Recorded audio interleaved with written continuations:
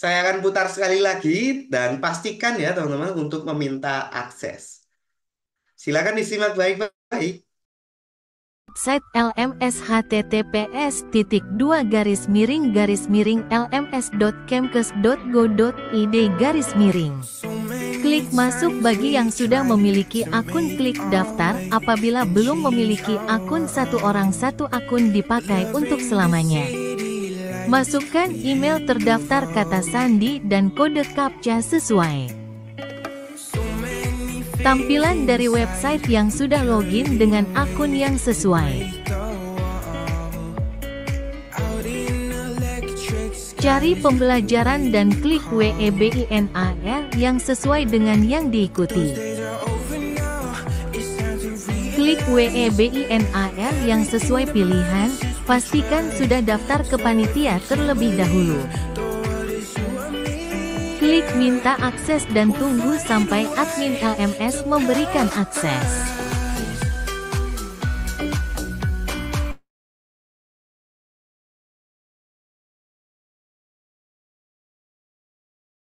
Website LMS https://lms.kemkes.go.id.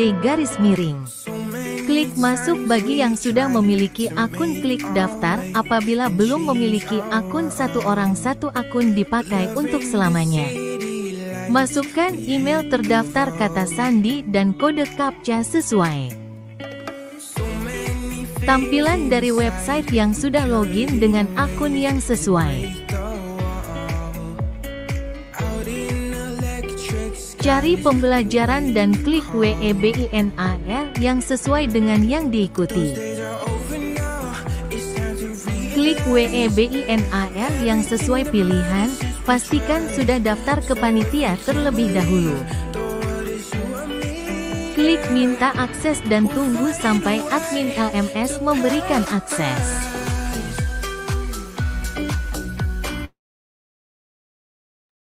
Nah, itu tadi ya teman-teman. Sambil kita menunggu untuk panitia memberikan aba-aba ke saya nih, saya juga diingatkan oleh panitia supaya teman-teman tidak lupa minta akses sampai melewati batas hari ini ya teman-teman. Kalau teman-teman minta aksesnya besok, dianggapnya tidak hadir ya, padahal teman-teman namanya sudah terdaftar di websitenya Kemenkes, tapi karena tidak hadir ya jadi nggak dapat SKP.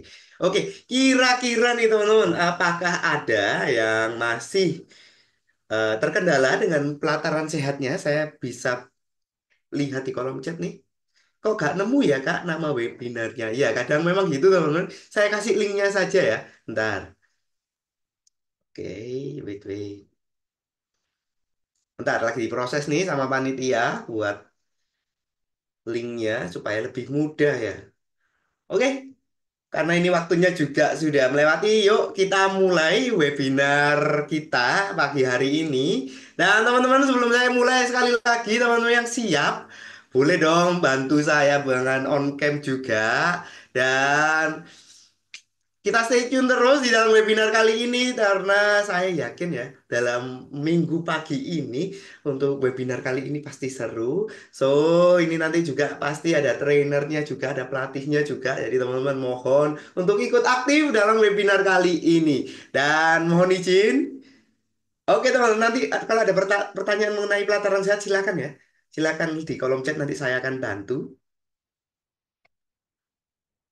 Oke, mohon izin kepada seluruh panitia, pemateri, dan teman-teman yang sudah hadir dalam webinar kali ini. Saya mohon izin untuk membuka Zoom meeting hari ini. Sebelumnya, Assalamualaikum warahmatullahi wabarakatuh. Shalom, Om Swastiastu, Namo Buddhaya, dan salam kebajikan. Kepada yang terhormat Dr. Chan Trinovia, Eskep, Nurse, Magister Manajemen, Magister Ilmu Komunikasi, dan kepada yang terhormat seluruh panitia dari Indonesia Medical Center dan Smart Emergency. Dan kepada yang terhormat, pada rekan-rekan yang sudah hadir, tenaga kesehatan. Wah, ini saya dibuka dengan sari roti nih pagi hari ini. Dan hari ini, di pagi minggu hari yang seru ini, teman-teman, saya akan buka dengan pantun terlebih dahulu. Nikmat menatap pemandangan. Walau dipandang tiada jemu. Sambut pagi hari dengan senyuman agar hari secantik dirimu. Asik banget. Ini untuk Pak Andi, jangan senyum-senyum dulu ya. Ini buat yang cewek dulu ya. Teman, puji syukur ya kita aturkan kepada Tuhan Yang Maha Esa. Karena dengan rahmat dan karunia-Nya semata, kita dapat hadir melalui ruang Zoom meeting hari ini. Dan perkenalkan teman-teman, mungkin ada beberapa yang pernah melihat saya di dalam webinar IMC. Nama saya Bayu Ramawi Caksana. Saya yang akan menemani Anda semua pada acara pagi hari ini sebagai moderator sekaligus. Saya ucapkan selamat datang di webinar kesehatan 2024. Pentingnya skill komunikasi dalam membentuk kepercayaan pasien dan membangun komunikasi terapeutik bersama Indonesia Medical Center.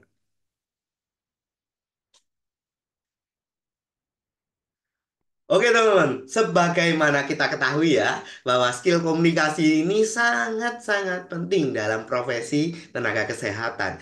Sebelum tindakan, saat tindakan, bahkan setelah tindakan pun komunikasi ini dibutuhkan. Dan kalau kita lihat teman-teman kita yang dari rekam medis, mereka menerima pasien pun harus dengan komunikasi. Teman-teman kita yang di Promkes, mereka juga menggunakan skill komunikasi. Dan mengapa hal ini dibutuhkan? Pastinya untuk membangun kepercayaan atau membangun komunikasi terapeutik dengan pasien sehingga tindakan atau edukasi kesehatan yang kita berikan dapat diterima secara optimal. Lantas, apa sih teman-teman skill komunikasi yang tepat dan bagaimana cara mengasahnya dan bagaimana sih penerapannya di setiap lini pelayanan? Kalau kita lihat di sini ada Bu Bidan, ada Pak Apoteker, dan bagaimana sih teman-teman kita eh, melakukannya dengan benar dan faktor apa saja sih yang dapat mempengaruhi keberhasilan dalam hal ini? Pastinya teman-teman kita akan bahas dalam webinar hari ini khusus untuk para tenaga kesehatan yang hadir di dalam ruang Zoom meeting hari ini. Manfaat spesial ikut webinar ini adalah mendapatkan e-sertifikat. Kalau pagi hari ini kita ada 2 SKP ya teman-teman. Dan ada rekaman kegiatan. Nanti kita akan melakukan diskusi interaktif juga. Dan yang terakhir ada materi. Sebelum kita masuk ke sesi satu acara, saya mau panggil dulu dong satu aja, dua deh, dua teman-teman. Saya mau tanya, apa sih pentingnya mengikuti webinar kali ini sebelum kita masuk ke sesi materi? Sebelumnya saya mau panggil siapa ya teman-teman yang on cam aja deh. Siapa yang on cam? Siapa yang on cam? Silakan on cam teman-teman. Nanti saya akan tunjuk nih. Ini aja deh. Yang pertama Nurse Ani Puji Hastuti. Halo Nurse. Nurse Ani, boleh angkat tangan nih kalau dengar suara saya. Halo Nurse.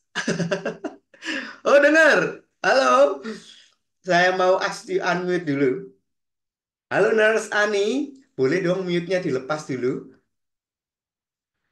Sama satu lagi cowok nih.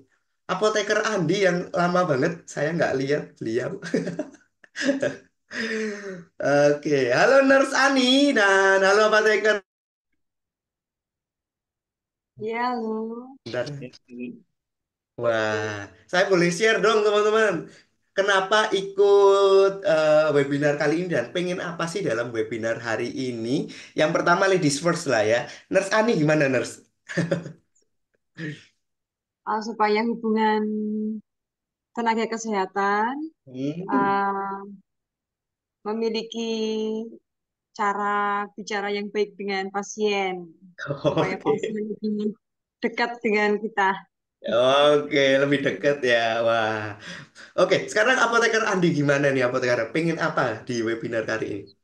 Ya, kalau saya mungkin, Mas Bayu, jadi bisa lebih hampir sama dengan tadi Mbak Puji ya, Mbak Ani Puji. Jadi membangun kedekatan emosional dengan customer atau pasien, sehingga nanti harapannya efektivitas terapi kita itu bisa lebih maksimal. Karena dengan kita kemudian lebih kenal, kita bisa lebih merangkul mereka, komunikasi kita lebih efektif, sehingga nanti apa yang kita lakukan, yang kita sampaikan itu bisa lebih diterima pada mereka.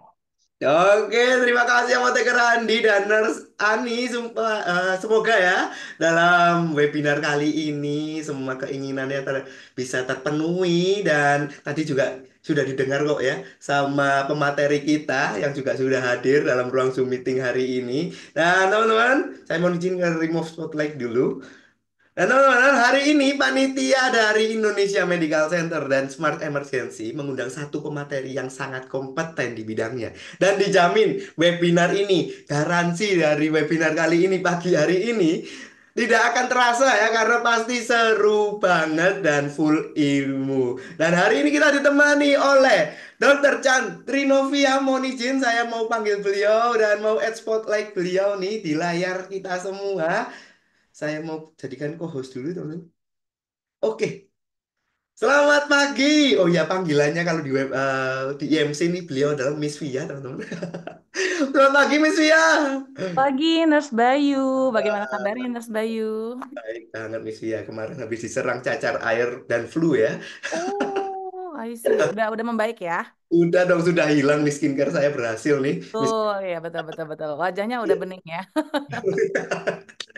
Oke, Miss Via. Hari ini kita mau ngomongin soal komunikasi. Tetap ya, kalau kita sama Miss Via tuh soal komunikasi, teman-teman. Dan hari ini kita mau membentuk kepercayaan pasien dan membangun komunikasi terapeutik. Miss Via, sebelum masuk di materi, kenapa sih Miss Via kita harus ngomongin ini, Miss Via? Kenapa ya mau ngomong ini ya? Intinya gini. Pasien itu nggak akan pernah mau mengikuti apa yang kita sampaikan, apa yang kemudian kita ajarkan, informasi apapun yang kita berikan, kalau memang rasa rasa percaya mereka kepada kita tuh nggak ada gitu ya. Jadi bisa dikatakan jika memang komunikasi itu tidak terbangun, maka ya sudah perawatan kita selama pasien tersebut ada di instansi kesehatan itu tidak akan pernah berjalan mulus gitu ya. Komunikasi terapeutik pun tidak akan pernah terjalin. Jadi bisa kita katakan ketika komunikasi tidak berjalan maka perawatan pun akan ikutan gagal. Gitu sih Nurse Bayu, itulah krusialnya kenapa komunikasi itu menjadi penting. Ya benar banget Miss ya.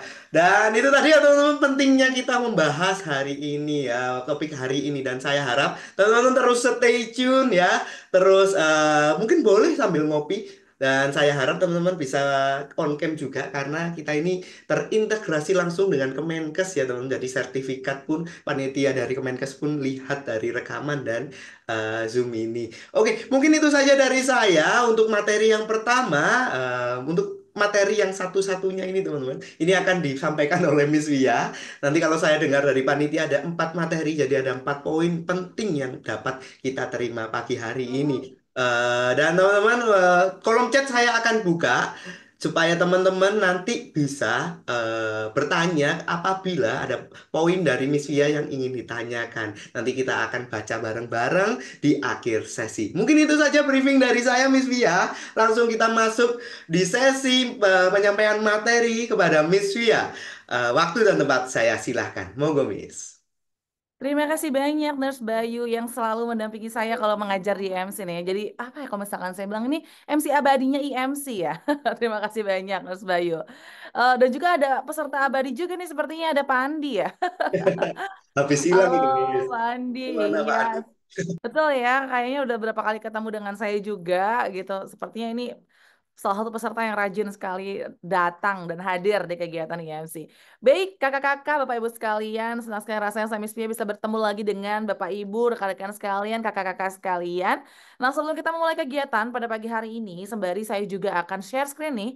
Silakan bapak ibu sekalian seperti biasa, kalau misalkan saya mengajar secara online, saya itu kepo sekali dengan sarapan pagi kakak-kakak gitu. Jadi tolong tulis dalam kolom komentar karena kolom komentar juga sudah dipersilahkan untuk dibuka ya oleh Nurse Bayu ya. Jadi yuk kakak-kakak silakan tulis di dalam kolom komentar pagi ini udah sarapan atau belum. Kalau sudah sarapan kakak-kakak, Bapak Ibu, ini sarapannya pakai apa? Ya kepo banget nih saya. Boleh dong tulis dalam kolom komentar. Karena ini kan informasinya adalah peserta yang berasal dari berbagai daerah. Tentunya mungkin makanan sarapannya itu akan berbeda-beda dari satu daerah ke daerah lain gitu ya. Nah, di sini sih ada yang nulis belum sarapan ya. Aduh, oke padahal ya webinar kita pada hari ini tuh santai kakak-kakak sekalian, Bapak Ibu sekalian. Jadi kakak-kakak sekalian, Bapak Ibu sekalian sangat-sangat diperbolehkan gitu kalau misalkan kakak-kakak sekalian mau sambil sarapan tuh boleh boleh boleh. Asal jangan dengerin sambil belanja gitu. Itu agak kurang efektif tuh ya. Yang oke adalah dengerin sambil makan ataupun sarapan. Saya cek terlebih dahulu ya sarapannya apa-apa nih pagi hari ini. Oh, masih pesen GoFood bubur Kayung Yun apa tuh di mana itu? Nggak tahu lagi saya Nurse Bayu ya. Ya kayaknya ya kalau misalkan namanya sampai disebut sepertinya ini adalah bubur ayam legend gitu ya. Oke oke masih pesen GoFood nih. Nah boleh nih kalau pesen GoFood tapi jangan selalu belanja yang tadi saya sampaikan. Lalu berikutnya sarapannya pakai roti coklat. Oke. Sudah dengan kue bolu untuk ganjel. Yang ganjel dulu lah ya. Diganjel dulu gitu ya supaya gak lapar-lapar banget nih waktu kita webinar pada pagi hari ini. Saran susu roti. Saran tuh sarapan kali ya. Sarapannya susu roti pagi hari ini. Wah, luar biasa ya. Ini kayak orang-orang barat nih ya, sarapannya nggak nasi. Ini cuma Nurse Bayu doang yang sarapannya nasi alias bubur. Nasinya belum matang kata Kak Suci. Kayaknya sih baru mulai masak ya makanya belum matang ya. Atau jangan-jangan emang belum dimasak aja gitu makanya belum matang. Oke, kakak-kakak sekalian, yuk silakan tuliskan aja dalam kolom komentar apa sih kakak-kakak pagi ini sarapannya pakai apa gitu, atau ada yang sarapan atau ada yang lagi puasa hari ini, atau jangan-jangan ada yang habis dinas malam, jadi ya udahlah sarapannya nanti sekalian pulang ke rumah aja gitu. Biasanya seperti itu, jalan pulang ke rumah sembari kita akan beli sarapan. Energen, oke oke oke, sarapannya energen. Baik kakak-kakak sekalian, silakan tulis lagi dalam kolom komentar kakak-kakak hari ini makannya pakai apa silakan ramaikan saja dalam kolom komentar sembari saya akan memulai kegiatan kita pada pagi hari ini. Assalamualaikum warahmatullahi wabarakatuh. Selamat pagi.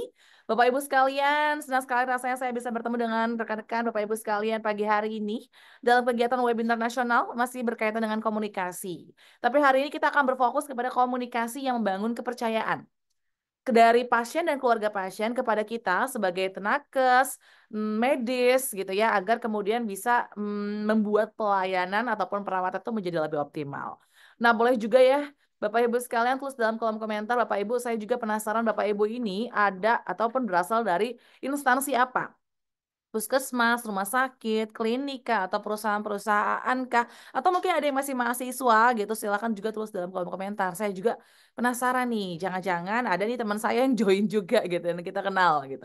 So, silakan tulis saja dalam kolom komentar dari mana kakak-kakak berasal gitu ya.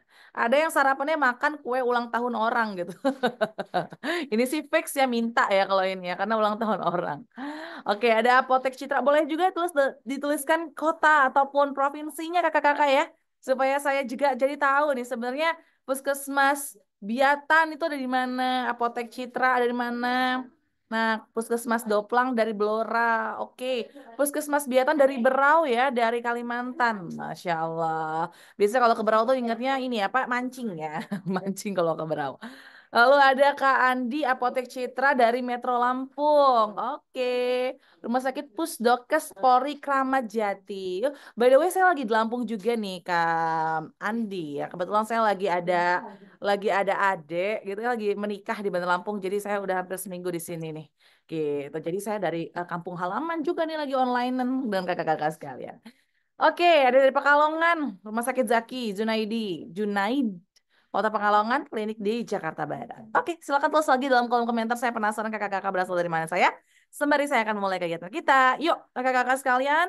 Hari ini kita akan membahas 4 hal yang sudah disampaikan oleh Nurse Bayu tadi ya.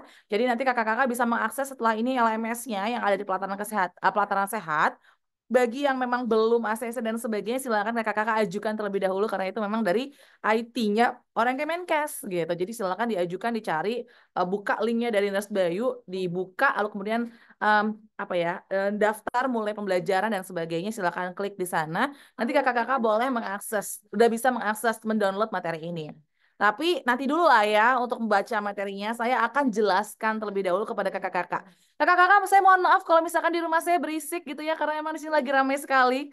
Lagi ramai sekali, mohon maaf. Semoga kakak-kakak masih bisa mendengarkan saya dengan kondusif. Oke, kita lanjut kakak-kakak. Bapak Ibu sekalian, mungkin ada beberapa teman-teman kakak-kakak sekalian yang sudah mengenal saya begitu ya, tapi juga masih banyak tentunya yang belum mengenal saya. Perkenalkan, tadi Nurse Bayu sudah menyampaikan, nama saya Trinovia, tapi biasanya saya dikenal sebagai Miss Via. Itu adalah nama panggung dan juga nama orang lebih kenal menyapa saya, dan saya lebih suka juga disapa dengan Miss Via. Basic saya adalah seorang perawat seperti Nurse Bayu, kakak-kakak sekalian. Saya menyelesaikan S1 saya di Keperawatan UI. Lalu kemudian saya melanjutkan pendidikan saya tadi seperti Nurse Bayu sampaikan, saya lanjut untuk manajemen SDM. Dan saya lanjut lagi Magister Ilmu Komunikasi. Karena memang sangat-sangat menyukai dunia komunikasi. Jadi komunikasi dalam tenaga kesehatan itu memang sangat-sangat berbeda ya. Sangat-sangat, saya bisa katakan tidak mudah. Gitu, tidak mudah. Tapi juga tidak sulit ketika kita sudah tahu karakternya. Sehingga akhirnya saya menambahkan atau melanjutkan pendidikan saya di ilmu komunikasi gitu ya. Untuk mempelajari bagaimana komunikasi secara lebih komprehensif. Bagaimana komunikasi dengan orang-orang yang sehat dan juga bagaimana berkomunikasi dengan pasien-pasien di rumah sakit, puskesmas, klinik yang memang mereka datang gitu dengan segala kebutuhan. Kebutuhan itu kebutuhan dasar yang belum terpenuhi. Itu salah satunya adalah kesehatan dan emosional. Lalu kemudian saat ini saya sedang menyelesaikan untuk S3 saya. Ya, S3 saya mohon didoakan untuk dipermudah, dicepatkan, diselesaikan gitu. Karena kebetulan saya sedang mengambil pendidikan dan fokusnya di pelatihan dan saya mengambil untuk tempat disertasi saya di Rumah Sakit Cipto dan juga Rumah Sakit Hasan Sadikin Bandung. Semoga dimudahkan, mohon didoakan ya. Oke, kakak-kakak silakan tulis di dalam kolom komentar. Seperti biasa kita akan senam-senam jari, tapi senam jarinya sekaligus senam otak ya, alias berpikir. Silakan tulis dalam kolom komentar kakak-kakak setuju atau enggak dengan pernyataan saya. Ya, kalau misalkan setuju tulis setuju, kalau enggak setuju ya tulis tidak setuju dalam kolom komentar. Pernyataan pertama. Kakak-kakak setuju tidak setuju bahwa kunci dari sebuah kepuasan pelayanan di kesehatan itu adalah dari segi komunikasinya, terutama komunikasi dari SDM kesehatannya. Oh, amat setuju gitu ya. Ditambah amat berarti sangat-sangat ya. Amat setuju, setuju, setuju, setuju. Yuk, silakan tulis jawabannya sekaligus kita absen secara manual nih ya sebenarnya ya, karena jawabannya kan akan terekam di Zoom gitu. Jadi kita tahu nih siapa-siapa saja yang respon gitu. Silakan tulis. Setuju, setuju, setuju, amat setuju, setuju sekali, sangat setuju, setuju, setuju. Sip, thank you. Boleh sambil tulis, kita masuk ke pernyataan kedua. Visual dalam berkomunikasi di pelayanan kesehatan memiliki komponen terbesar dari sebuah interaksi. Visual adalah komponen terbesar dari sebuah interaksi. Setuju, tidak setuju? Setuju, setuju, setuju, setuju, setuju, Kak, setuju, setuju. Setuju, oke. Setuju, setuju, setuju. Oke, rata-rata setuju ya? Aman nih kayaknya ya. Lanjut ke 3. 3S, senyum, salam, sapa dalam pelayanan menjadi satu langkah awal dalam perbaiki pelayanan, komunikasi, dan juga etika SDM, khususnya di instansi kesehatan. Sangat setuju, setuju, setuju, setuju banget Kak, sangat-sangat setuju. Setuju, setuju, setuju, setuju, sangat setuju. Oke, di sini sampai saat ini belum ada yang tidak setuju ya. Kita lanjut ke pernyataan keempat. Basic position dibutuhkan oleh para tenaga kesehatan ataupun SDM di rumah sakit, puskesmas, klinik, instansi kesehatan lainnya dalam menggambarkan kesigapan dalam pelayanan. Silakan. Apa itu basic position? Belum tahu kan? Kalau belum tahu, nggak apa-apa, jawab aja. Kalau benar, kalau salah, kalau salah tidak akan dihukum ya. Kalau salah pun juga tidak berdosa. Jadi silakan jawab aja. Namanya belajar itu justru ketika kita salah, itu pembelajarannya jadi lebih lama gitu nempel di kepalanya. Oke, setuju ya udahlah setuju aja gitu ya. Oke, siap. Lanjut yang kelima.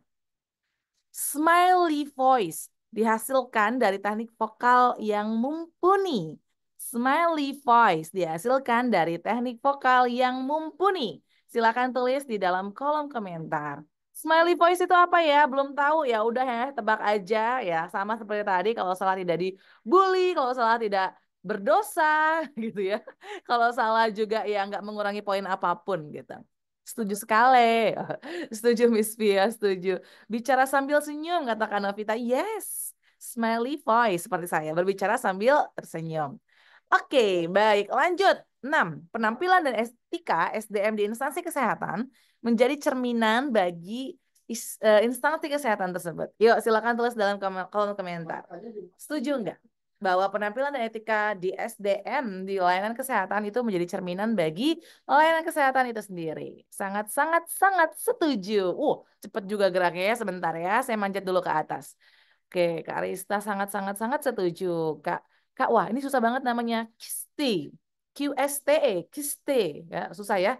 Mungkin orang-orang zaman sekarang namanya agak susah gitu ya. Jadi emang dieja pun menjadi sangat sulit. Sangat setuju, sangat setuju. Oke, lanjut 7. Tanya, jelaskan, tanya adalah salah satu strategi efektif dalam komunikasi yang praktis. Pernah dengar nggak sih tanya, jelaskan, tanya? Kalau misalkan pernah, boleh tulis dalam kolom komentar. Kalaupun belum pernah, ya udah jawab aja ya. Kakak-kakak kira-kira ini benar atau enggak.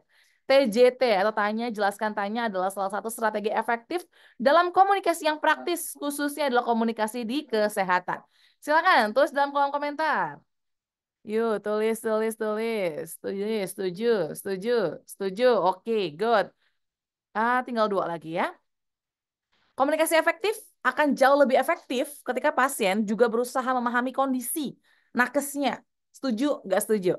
Komunikasi efektif akan jauh lebih efektif ketika pasien juga berusaha untuk memahami kondisi dari nakesnya gitu. Jadi kita juga butuh dimengerti gitu ya, butuh dipahami gitu. Setuju atau enggak? Setuju Miss Fia, setuju, setuju, setuju, setuju. Iya sih ya, jauh akan lebih efektif, tapi kenyataannya kondisinya adalah pasiennya terkadang ya mereka sudah fokus dengan dirinya sendiri ya. Dia akan fokus dengan kondisinya sendiri ya. Dia tidak akan terlalu peduli gitu dengan orang lain. Yang penting dia ingin sehat gitu kan ya. Padahal harusnya bisa lebih efektif gitu. Nah itulah yang menjadi satu challenge di kesehatan kakak-kakak. Karena kita itu nggak bisa berkomunikasi secara timbal balik untuk saling memahami. Hanya kita yang dituntut dan memang harus kita yang memberikan pemahaman, juga memahami dan peduli dengan pasien. Sedangkan pasien itu memang tidak dituntut karena memang mereka sudah fokus dengan dirinya saja. Lanjut yang terakhir. Kepercayaan, tujuan, dan empati adalah kata kunci dalam membangun komunikasi terapeutik. Yuk, kepercayaan, tujuan, dan empati adalah kata kunci dalam membangun komunikasi terapeutik. Silakan tulis di dalam kolom komentar. Setuju, setuju, setuju, setuju, setuju. Oke, sangat-sangat setuju. Baik, setuju Miss Bia. Siap, terima kasih banyak kakak-kakak. Kita akan lanjut ya. Kalau tadi saya diinformasikan oleh panitia, kali ini juga hari Minggu katanya. Jadi maksimal kita sampai jam 10 saja gitu. Jadi mohon diingatkan saya, Nurse Bayu, kalau udah 9.45 untuk mengakhiri kegiatan. Untuk kemudian kita pindah ke sesi tanya jawab. Dan kakak-kakak sekalian silakan tulis dalam kolom komentar jika kakak-kakak sekalian ingin bertanya. Kak Bayu udah unmute, nge-mute lagi ya. Saya anggap iya gitu ya Kak Bayu ya. Memang kalau Siap, saya Miss. berbicara Siap, Miss. ya siap. Kalau saya berbicara memang sangat sangat sering lupa untuk ngerem gitu, Mas Bayu ya. Jadi mohon diingatkan. Oke, tadi untuk slide ini udah dijawab oleh 2 perwakilan. Ya, perwakilan tadi itu dari Kak Ani dan juga dari Kak Andi gitu. Jadi ya udahlah ya, kita lompatin aja. Insya Allah saya yakin kakak-kakak sekalian hadir hari ini hari Minggu di mana kakak-kakak mungkin istirahat atau mungkin ada yang baru lepas dinas setelah 2 hari dinas malam atau baru pulang dari dinas malam pertama, bela-belain datang webinar hari ini on cam dengerin. Semoga nggak ketiduran dengerin saya berbicara gitu ya. Saya yakin kakak-kakak punya intention ataupun niat yang sangat baik. Salah satunya adalah dalam peningkatan kompetensi gitu. Dan saya yakin kakak-kakak sekalian mengikuti kegiatan hari ini ya untuk diri kakak-kakak sekalian untuk menjadi lebih baik lagi dalam berkomunikasi dengan pasien. So insya Allah tujuan kakak-kakak itu udah sangat-sangat mulia gitu. Bukan hanya sekedar ingin mengumpulkan SKP, ya ampun. SKP mah bisa dicari di mana aja. Apalagi hari ini sebenarnya SKP nggak banyak-banyak aja, tapi saya sangat yakin. Karena SKP-nya juga nggak sebanyak-banyak itu, sehingga yang hadir hari ini adalah orang-orang yang benar-benar niatnya belajar. Yang emang suka gitu dengan materinya. So, yuk. Sekarang kita masuk ke yang sini. Tulis lagi dalam kolom komentar. Seperti biasa. Senam jari dan senam otak. 1 sampai 10. Silakan tulis dalam kolom komentar berapa sih angka yang bisa menggambarkan keefektifan dalam berkomunikasi di instansi ya. Jadi ini kakak-kakak menilai instansi kakak-kakak dalam berkomunikasi itu efektivitasnya nilainya berapa? 1 sampai 10. Jadi kakak-kakak menilai instansi kerja kakak-kakak. Yuk 1 sampai 10. Tulis di dalam kolom komentar. Nah, jadi kalau misalkan udah ditulis angkanya kan jadi saya bisa paham gitu ya. Kenapa? Apakah ini menjadi salah satu poin yang menyebabkan kakak-kakak tuh belajar pagi hari ini? Ya. Oke. 8, 9, 6, 8, 8, 9. Oh, sebenarnya bagus-bagus ya. Tapi itu kan kita yang menilai. Bagaimana dengan pasien gitu kan ya. Nah, itulah yang sering saya sampaikan bahwa kalau kita jadi aktor sama nih ya, kalau misalkan kita jadi aktor, aktor itu udah fokus aja acting gitu. Yang bisa melihat kualitas actingnya bagus atau enggak itu siapa? Ya penonton. Sama halnya kita di rumah sakit, puskesmas, klinik, tuh kita tuh fokus aja kerja melayani pasien. Kita ngerasa bahwa oke, it's okay, semuanya fine. Semuanya pelayanan saya sempurna. Tapi sebenarnya siapa sih yang bisa menilai? Ya pasien gitu. So it's okay, nggak apa-apa kakak-kakak pun menilai instansi ya sebagai salah satu klien internal ya di instansi. Sekarang pertanyaan yang kedua. Tulis juga dalam kolom komentar. 1 sampai 10. Berapa angka yang bisa menggambarkan tingkat kepercayaan pasien kepada kakak-kakak? Nah, kalau tadi kan kakak-kakak menilai instansi. Kalau sekarang kakak-kakak menilai kepercayaan pasien kepada kakak-kakak. Yuk, 9, 9, 8, 7, 8. Oke, bagi kakak-kakak yang sudah memberikan angka penilaian terhadap diri sendiri, saya jadi pengen tahu juga apa yang membuat kakak-kakak bisa menilai dengan angka tersebut. Apa indikator yang menyebabkan kakak-kakak bisa oke, nilainya segini gitu. Apa sih indikator pasien itu percaya dengan kita? Tulis dong dalam kolom komentar, saya penasaran. Oke, keterbukaan kata Kak Widya. Terima kasih. Apalagi indikator em, pasien itu percaya dengan kita selain keterbukaan. Yuk, ayo kita pikir-pikir lagi. Apa ya indikator bahwa pasien itu percaya dengan kita? Kenapa kita bisa memberikan penilaian bahwa pasien itu percaya dengan saya tuh sampai skornya 9, 8, ada yang 7, ada yang juga 6 gitu ya. Oke, apa nih? Oke, ada kuesioner survei untuk pasien random sampling. Oke, SKM ya, survei kepuasan masyarakat. Oke, 3S, senyum salam sapa. Itu lebih ke pasien atau lebih ke kita tuh? Kita iya, pasien semoga juga iya. Oke. Kembali periksa di tempat kami. Nah, kalau kembali periksa di tempat kami ini tergantung dia ya, tergantung pasien apa nih. Kalau pasien PJS bisa jadi kembali periksa karena emang dia apa ya, disarankan oleh BPJS ke rumah sakit tetap instansi kita gitu. Tapi kalau di pasien umum kembali lagi. Padahal mah kalau kita lihat dari alamatnya rumah dia itu sebenarnya banyak sekali instansi kesehatan yang menjadi pilihan gitu. Kalau emang seperti itu berarti bisa jadi iya. Pernah memberikan advice obat dan dengan izin Allah dan penjelasan yang baik dan pasien tersebut sembuh dan menyampaikan ke rekan-rekannya. Oke, jadi rekomendasi ya. Pada akhirnya em, bukan cuma dia yang datang kembali, tapi juga dia memboyong teman-temannya banyak untuk datang gitu ya.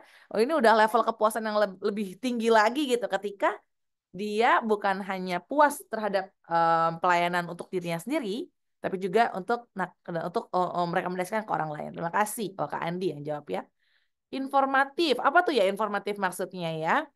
Kitanya informatif kah? Kalau indikator itu kan seharusnya indikator yang terlihat dari pasien gitu ya. Kembali periksa, oke tadi sudah melakukan survei kepuasan, oke. Ketika pasien kembali membeli obat ke apotek, pasien mencari kami dan kalau tidak ada kami, jadi tidak membeli dan pesan nanti saja tunggu kami sudah ada. Ini ketergantungan pasien nih ya, bukan ketergantungan obat. Ini ketergantungan pasien terhadap apotekernya nih sepertinya ya. Itu bagus, salah satu indikator bahwa dia percaya dan puas dengan kita. Cuma memang kita harus benar-benar menjaga batasan, jangan sampai nih pasiennya ketergantungan dengan kita sampai pada akhirnya tuh dia nggak mau lagi dilayani oleh siapapun selain kita. Jadinya kayak aduh, jadi kayak benalu, jadi beban di kita gitu ya. Tapi ini keren sih, ini keren. Oke, oke.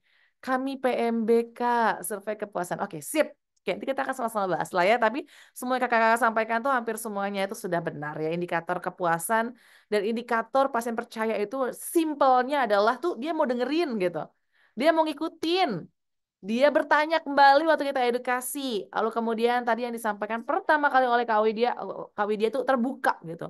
Itu penting. Kalau misalkan dia nggak percaya dengan kita tuh pasti dia menyembunyikan riwayat penyakitnya kah, perasaannya kah, apa yang kemudian dia rasakan secara fisiknya kah. Dia nggak akan terbuka karena dia nggak percaya dengan kita. Gitu ya. Bahkan sampai kemudian dia menceritakan satu hal, dua hal, tiga hal yang lumayan sensitif dan privacy. Dia bisa sampaikan kepada kita, itu tandanya dia tuh udah percaya banget dengan kita. Ya, itu simpelnya dalam pelayanan. Ya, tapi kalau misalkan lebih jauhnya lagi mungkin bisa di SKM. Tapi yang paling bagus adalah ketika kita langsung berinteraksi, dapetin jawaban, dapetin komunikasi dari yang bersangkutan. Itu adalah indikator yang paling simpel. Oke, kita lanjut. Konsep komunikasi dalam pelayanan kesehatan. Kunci dalam pelayanan itu adalah komunikasi.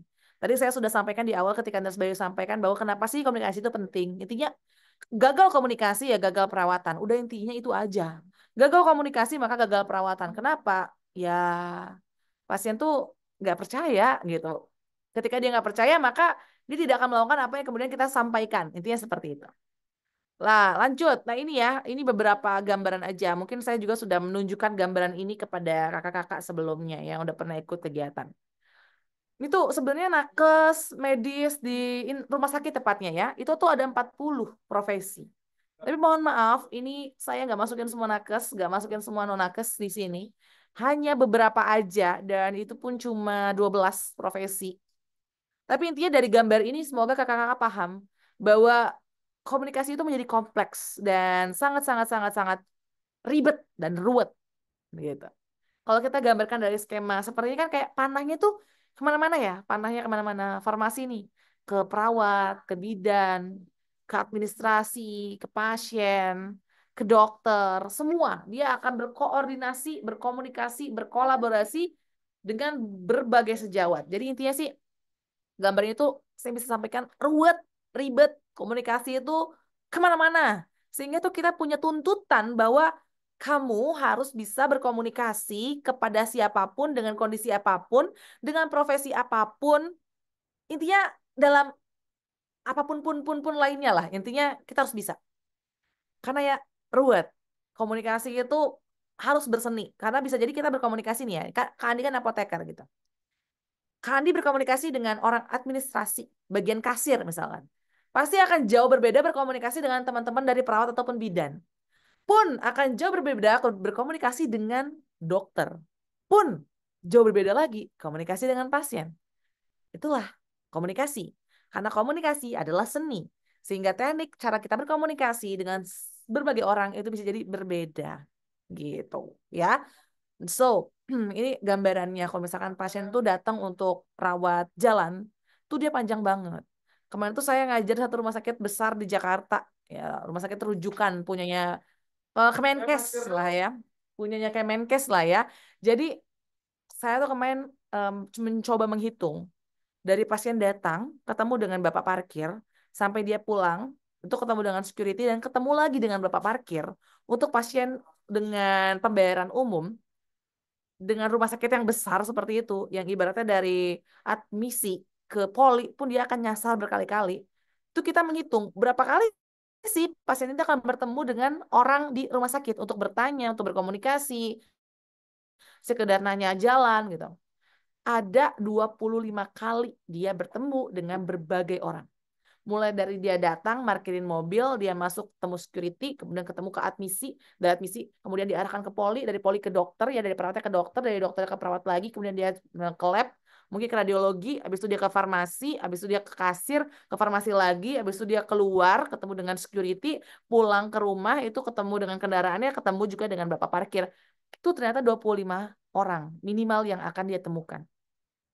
Gitu. So, pertanyaannya gini. Menurut kakak, pelayanan itu dimulai dari mana sih? Kepuasan, kan kita ada materi kepuasan juga ya di materi kita hari ini. Kepuasan, lebih tepatnya adalah pelayanan untuk bisa membuat pasien itu puas gitu ya. Dari mana sih kita bisa menilai, mulai menilai itu dari mana? Siapa? Apa yang menjadi komponen pertama untuk kita bisa menilai ini instansinya bagus, pelayanannya oke. Dari siapa? Saya kasih clue. Kalau kakak-kakak jawab security, masih sebelum security. Yuk, silakan tebak-tebakan. Pelayanan tuh dimulai dari mana sih? Supaya kita tuh tahu bahwa ini instansinya ini pelayanannya keren banget, komunikatif banget, informatif banget, excellent service banget. Dari mana? Kalau security, saya kasih clue-nya sebelum security. Yuk, silakan. Dipikir-pikir dulu, dari mana ya kita bisa menilai pelayanan itu bagus atau enggak? Silakan. Tulis dalam kolom komentar. Apa? Dari mana hal pertama kita bisa menilai pelayanan instansi kita tuh bagus atau enggak? Security masih maju lagi. Berarti kalau bukan security kan pertama orang pertemukan kalau di instansi kan Bapak parkir ya. Masih maju lagi. Customer service Kak Adril masih sebelumnya lagi. Dari pertama pasien mendaftar untuk berobat berarti di mana tuh Kak? Karista, di mana? Admisi kah atau dari mana? Tenaga kesehatan saya rasa masih sebelumnya lagi. Perawatnya Nurse Ani saya rasa masih sebelumnya lagi. Marketing itu lebih tepatnya apa tuh Kak? Marketing itu manusianya atau apa Kak Denny Sanjaya? Marketing itu apa? Manusianya, iklannya, medsosnya, atau apa? Yuk silakan. Masih sebelumnya nih. Tapi Kak Denny masih saya pertanyakan nih. Marketingnya tuh apa? Petugas parkirnya masih sebelumnya. Nurse Ani iklannya. Oke, sip. Yaudah deh. Pelayanan tuh pertama bisa kita lihat tuh dari mana? Ya dari Mbah Google. Dari Google. Itu dari Google ke website, ke medsos, ke iklan gitu ya. Jadi intinya dari Google. Jadi banyak dari kita tuh punya mindset yang salah kakak-kakak. Kenapa salah? Sebentar. Kenapa salah? Karena kita itu berpikir bahwa pelayanan itu dimulainya dari ketika pasien datang. Padahal kenyataannya pelayanan itu dimulai dari sebelum pasien itu datang. Sebentar saya izin stop share. Sebelum pasien itu datang. Dari mana? Dari ketika pertama kali pasien tersebut itu berusaha untuk mencari. Kita itu rumah sakit, kita itu puskesmas, kita itu klinik yang seperti apa sih? Kebanyakan dari kita berpikir tuh bahwa oke, kalau kita mau memberikan kepuasan pelayanan yang tinggi, melayani mereka dengan bagus, berkomunikasi dengan baik, dari kita tuh kebanyakan berpikir bahwa ya udah deh, saya akan mulai melayani mereka ketika mereka datang ke instansi kita. Kenyataannya adalah mereka tuh datang ke instansi kita itu dengan mindset, dengan nilai, dengan sebuah asumsi. Dapat dari mana asumsinya? Dapat dari media sosial, dapat dari Google, dapat dari berbagai hal gitu. So, pelayanan bukan dimulai ketika pasien datang ke rumah sakit, puskesmas ke klinik, tapi saat mereka berusaha mencari tahu instansi kita dari Google. Gitu ya. Jadi jangan berpikir bahwa mereka datang ke instansi kita itu dengan otak yang kosong, dengan asumsi yang kosong. No. Kalau misalkan mereka udah ngeliat Google review, Google rating dan sebagainya, dia udah punya mindset di kepalanya sendiri. So, apa yang membedakan komunikasi efektif dengan yang lainnya? Simpelnya adalah efektivitasnya. Simpelnya. Komunikasi kan banyak ya. Komunikasi asertif, efektif, komunikasi terapeutik, komunikasi persuasif. Banyak dong, banyak sekali.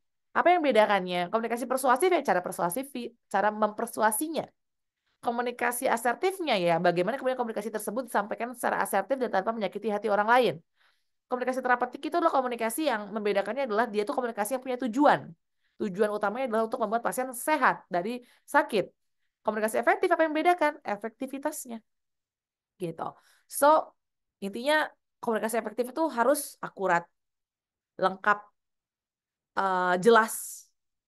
Lalu kemudian waktunya itu pun singkat, tidak bertele-tele. Dan yang paling penting adalah sederhana ataupun mudah dipahami. Maka komunikasi akan efektif. Makanya tadi saya bilang, kalau apoteker Andi komunikasi dengan dokter, perawat bidan, admisi, kasir, dan pasien itu akan sangat-sangat berbeda. Bagaimana caranya dan siapa sih orang yang perlu kita ajak komunikasi dengan sesederhana mungkin? Pasien. Karena kita nggak pernah tahu pasien ini dari apa sih. Pasien ini nakes juga nggak sih? Ya belum tentu. Pasien ini orang yang paham kesehatan nggak sih? Ya belum tentu. Bisa jadi dia ini bahkan nggak pernah sekolah. Maka ini adalah tantangan kita nih. Untuk orang rumah sakit, orang puskesmas, orang klinik, menyampaikan komunikasi sesederhana mungkin. Sedangkan kalau komunikasi terapeutik itu, intinya tuh dia punya tujuan. Komunikasi yang memiliki tujuan. Dan tujuannya itu yang pertama adalah bangun hubungan saling percaya. Atau biasa saya kenal dengan BHSP. Sehingga basis kepercayaan itu adalah komunikasi terapeutik. Komunikasi terapeutik itu adalah komunikasi yang punya tujuan. Tujuannya itu adalah menyehatkan pasien dari sakit. Sakit itu sakit secara apa sih?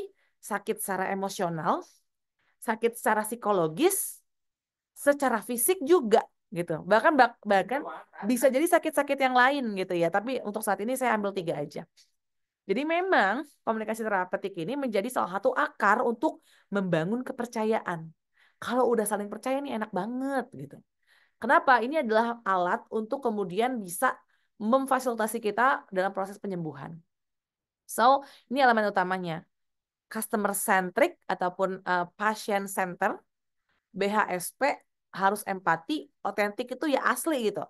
Lalu kemudian konfidensialitas itu ya jaga apa ya hal-hal yang rahasia lah, itu kan udah menjadi kode etik kita ya kakak-kakak. Profesi apapun kode etik menjaga privasi itu tetap ada. So, pasien itu siapa? Sebelum saya masuk ke selanjutnya nih, bahas-bahas komunikasi yang selanjutnya, kita harus tahu dulu dengan siapa sih kita berkomunikasi gitu. Pertanyaannya adalah siapa itu pasien? Silahkan dijawab secara teoritis boleh, filosofis boleh, realistis pun boleh. Silahkan tulis dalam kolom komentar. Pasien adalah, silahkan. Kayaknya mah nggak perlu kali ya nyari-nyari sampai Google dan juga ChatGPT gitu.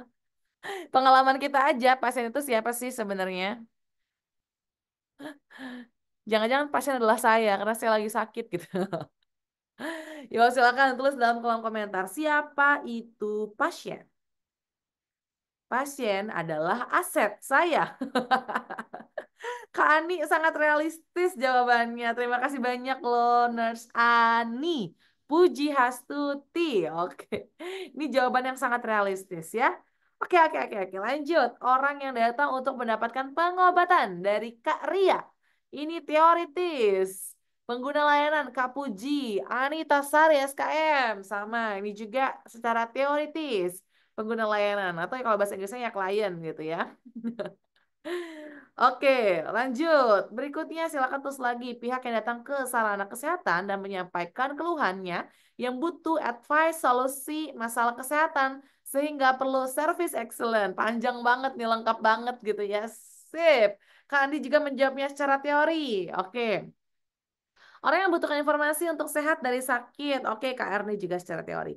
Secara realistis dan teoritis udah gitu ya. Filosofisnya belum nih sebenarnya, tapi ya sudah lah ya kita akan menjawab ya, kita bahas ya. Oke, yang pertama adalah nah di institusi.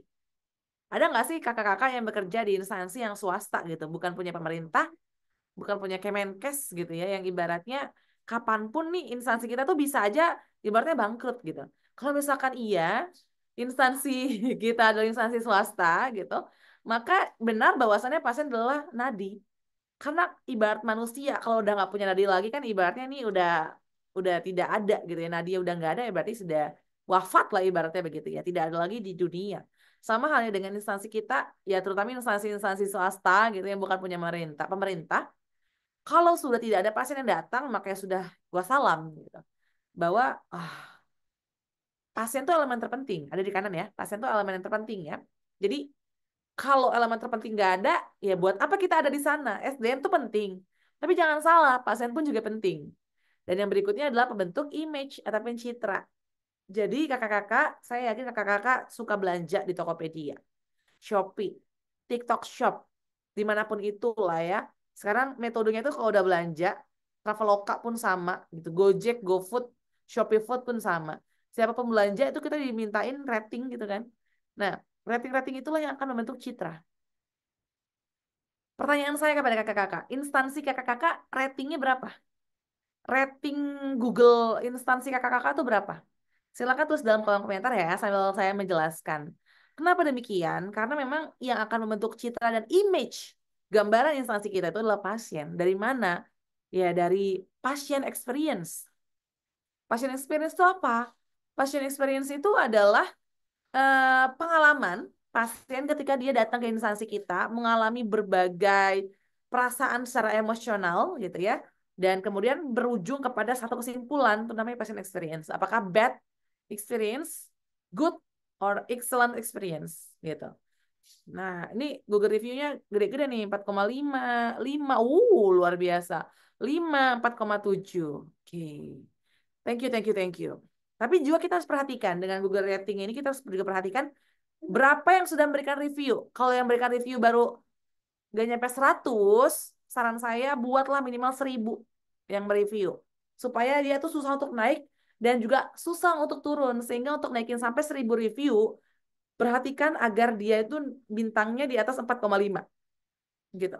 Kalau sudah 4,5 di 1000 review, itu akan susah untuk turun menjadi 4,4 dan sebagainya.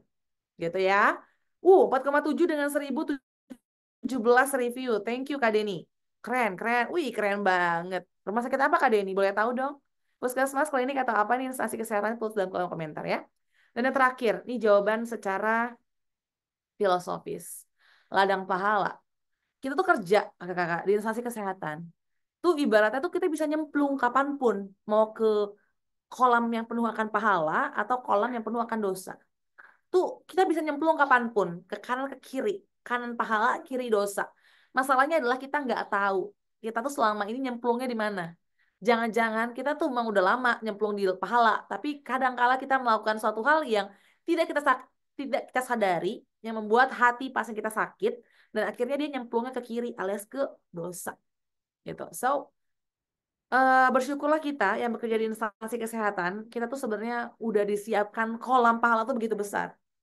Kita tinggal masuk ke dalamnya dan memanen pahala sebanyak-banyaknya. Tapi ingatlah bahwa ada satu lagi kolam yang tidak berbatas tegas, yaitu kolam dosa.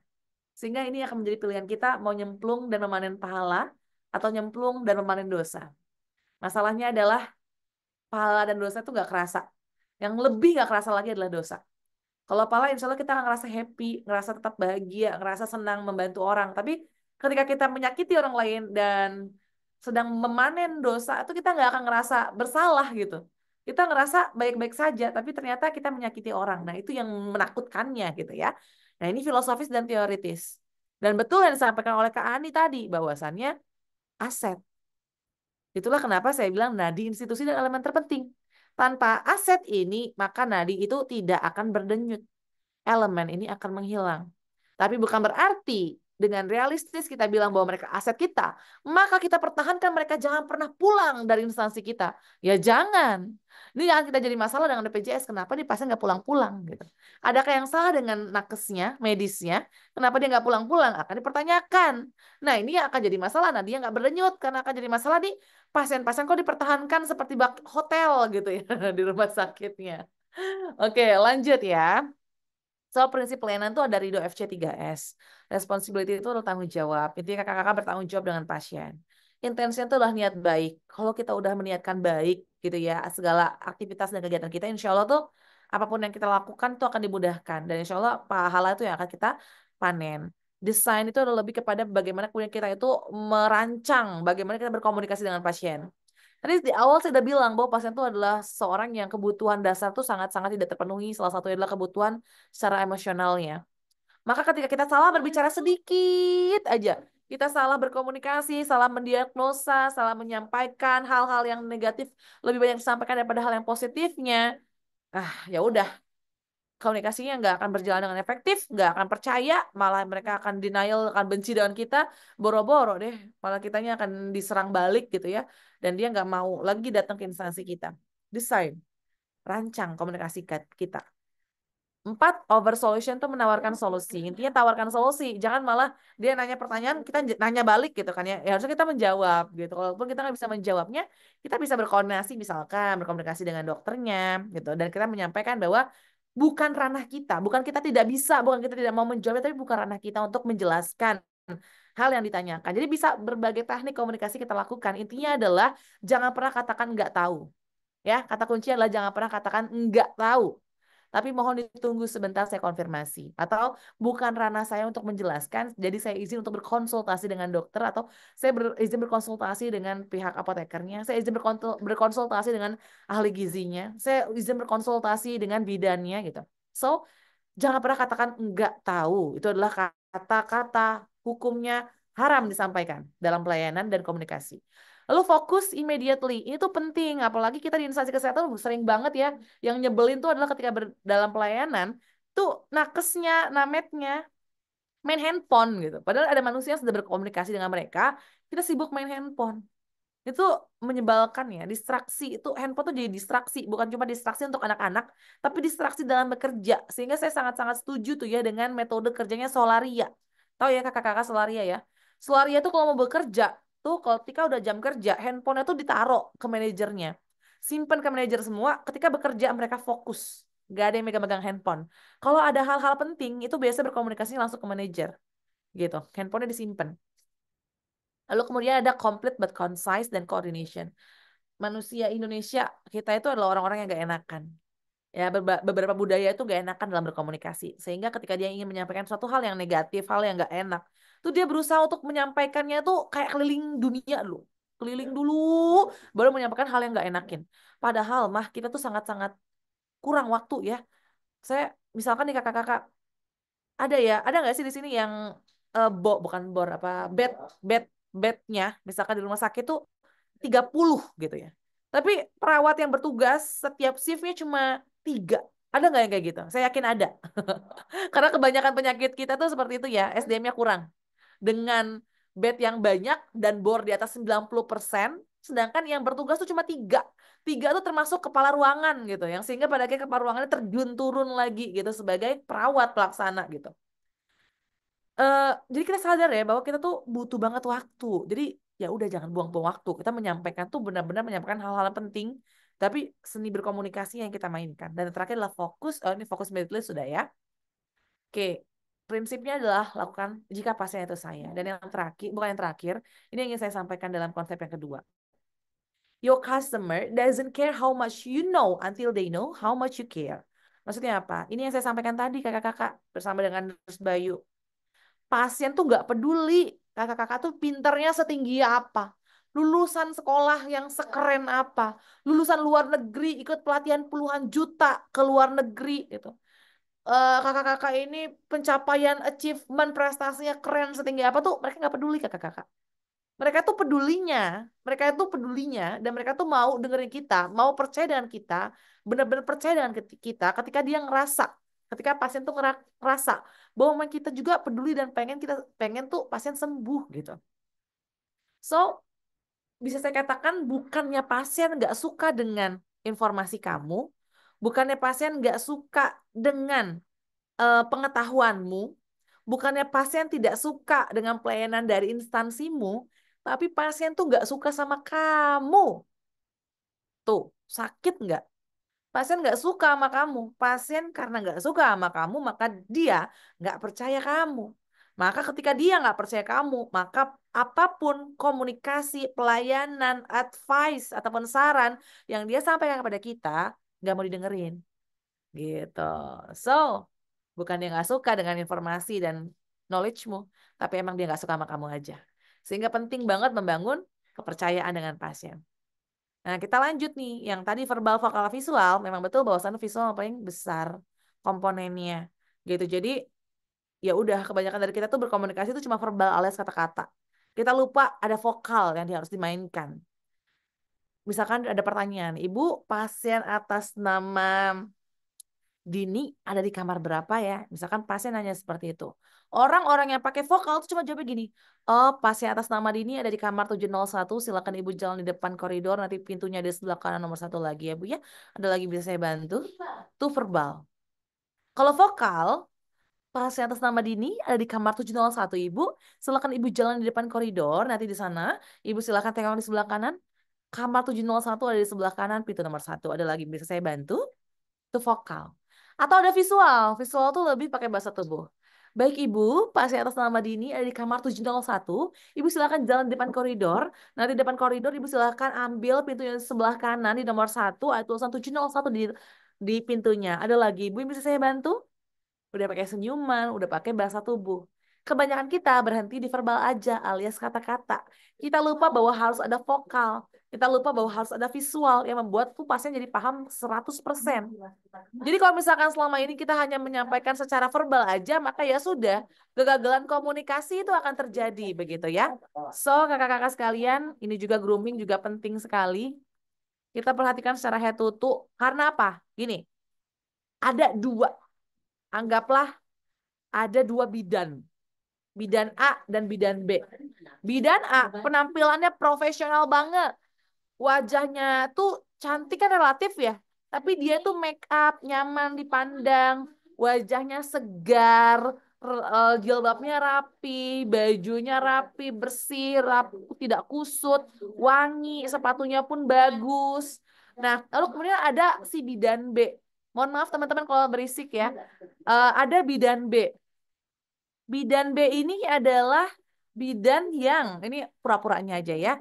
Eh, Dia tidak pakai hijab lah misalkan. Dia klimis, rambutnya dikuncir seala kadarnya, poninya itu kayak lepek banget, wajahnya pun lusuh kayak nggak mandi, pakaiannya pun ya oke, tapi kok banyak kusutnya, nggak wangi, sepatu pun juga kayak seadanya, bahkan kos kakinya juga warnanya mensela-mensela tidak sesuai dan sebagainya. Maka ada bidan A, bidan B. Orang jauh lebih percaya dengan bidan A. Kenapa? Karena secara penampilan pun dia sudah sangat-sangat meyakinkan. So, penampilan pun akan menjadi aspek membangun kepercayaan pasien terhadap kita. Jadi, jangan lupa diri kita secara menyeluruh akan menjadi komponen penting dalam membangun kepercayaan. Lanjut, smiley face. Itu tuh bekal untuk menjadi smiley voice. Jadi nggak perlulah kita belajar teknik vokal yang keren. Cukup berkomunikasi sambil tersenyum. Selamat pagi Ibu, dengan saya Via, ada yang bisa saya bantu? Itu enak suaranya. Kalau misalkan kita nggak pakai senyum, selamat pagi Ibu, dengan saya Via, ada yang bisa dibantu? Jadi horor. Intinya, kalau mau berkomunikasi yang nyaman, enak didengarkan, terlihat ramah, terlihat tulus, itu berkomunikasi, berbicara tuh sambil tersenyum. Nah, saya lanjut dulu di sini ya. Nah, pertanyaan ini nih. Sudah berapa kali kamu tersenyum pagi ini, hari ini? Yuk, silakan. Yang baru bangun tidur, boro-boro senyum. Ya, kayaknya belum senyum gitu. Yuk, silakan kira-kira nih, kakak-kakak udah berapa kali senyum hari ini? Masih pagi nih. Kira-kira udah berapa nih ya? 5 kali lah ya kira-kira ya. Kalau saya perhatikan Kak Andi dari tadi tuh senyum terus sih. Kayaknya lebih dari 5 kali seharusnya. Gitu ya. Di saya aja kayaknya udah lebih dari 10 kali dari senyumnya. Kalau ada something yang interesting gitu didengarkan oleh Kak Andi tuh dia senyum. Senyum. Senyum. Sama Nurse Bayu juga senyum. Jadi kelihatan tuh. Nurse Ani juga tadi udah lumayan banyak tuh senyumnya. Kira-kira Kak Nurma Yunita. Ini yang saya kasih penilaian senyum tuh adalah orang-orang yang kelihatan dari kamera ya. Kak Nurma Yunita 7 kali, Kak Puji 3 kali. Nggak kehitung, Masya Allah. Gitu ya. Nah pertanyaannya adalah, kan ini kan senyum. Berapa kali juga kamu marah? Kadang nih ya, kita bilang bahwa senyumnya 5 kali, tapi marahnya 10 kali. Ya sama aja dong. Senyumnya 5 kali, marahnya 10 kali. Berarti lebih dominan marah dan bad moodnya gitu ya. Oke. Atau jangan-jangan senyumnya nggak kehitung, tapi juga marahnya nggak kehitung juga. Sama aja bohong dong. Oke, oke. Sepertinya lebih dari 10 kali deh, Miss. Ih, keren, keren, keren, keren. Masih pagi udah senyumnya banyak. Sama saya juga udah senyum banyak nih pagi hari ini. Ketemu dengan kakak-kakak sekalian. Senyumnya kan nggak hilang-hilang dari tadi deh, ketika saya udah mulai menyampaikan materi. Gitu ya. Udah nggak kehitung kalau kata Kak Suparjimah tadi ya. Oke, lanjut. Kakak-kakak tahu nggak sih kenapa sih orang-orang tuh ya, kenapa sih orang-orang tuh suka banget sama bayi? Tahu nggak? Selain emang bayi itu wangi, lucu, bukan cuma itu. Orang-orang dewasa tuh suka dengan bayi karena bayi itu senyumnya nggak hilang-hilang. Senyum terus tuh menyenangkan. Kenapa? Karena bayi itu senyum tuh 1 hari setidaknya 400 kali. Orang yang bahagia baru baru dapat gajian gitu kan ya. Weekend, like abis jalan-jalan, libur, itu 40 kali senyumnya. Tapi rata-rata manusia yang biasa-biasa saja cuma 20 kali senyumnya per hari.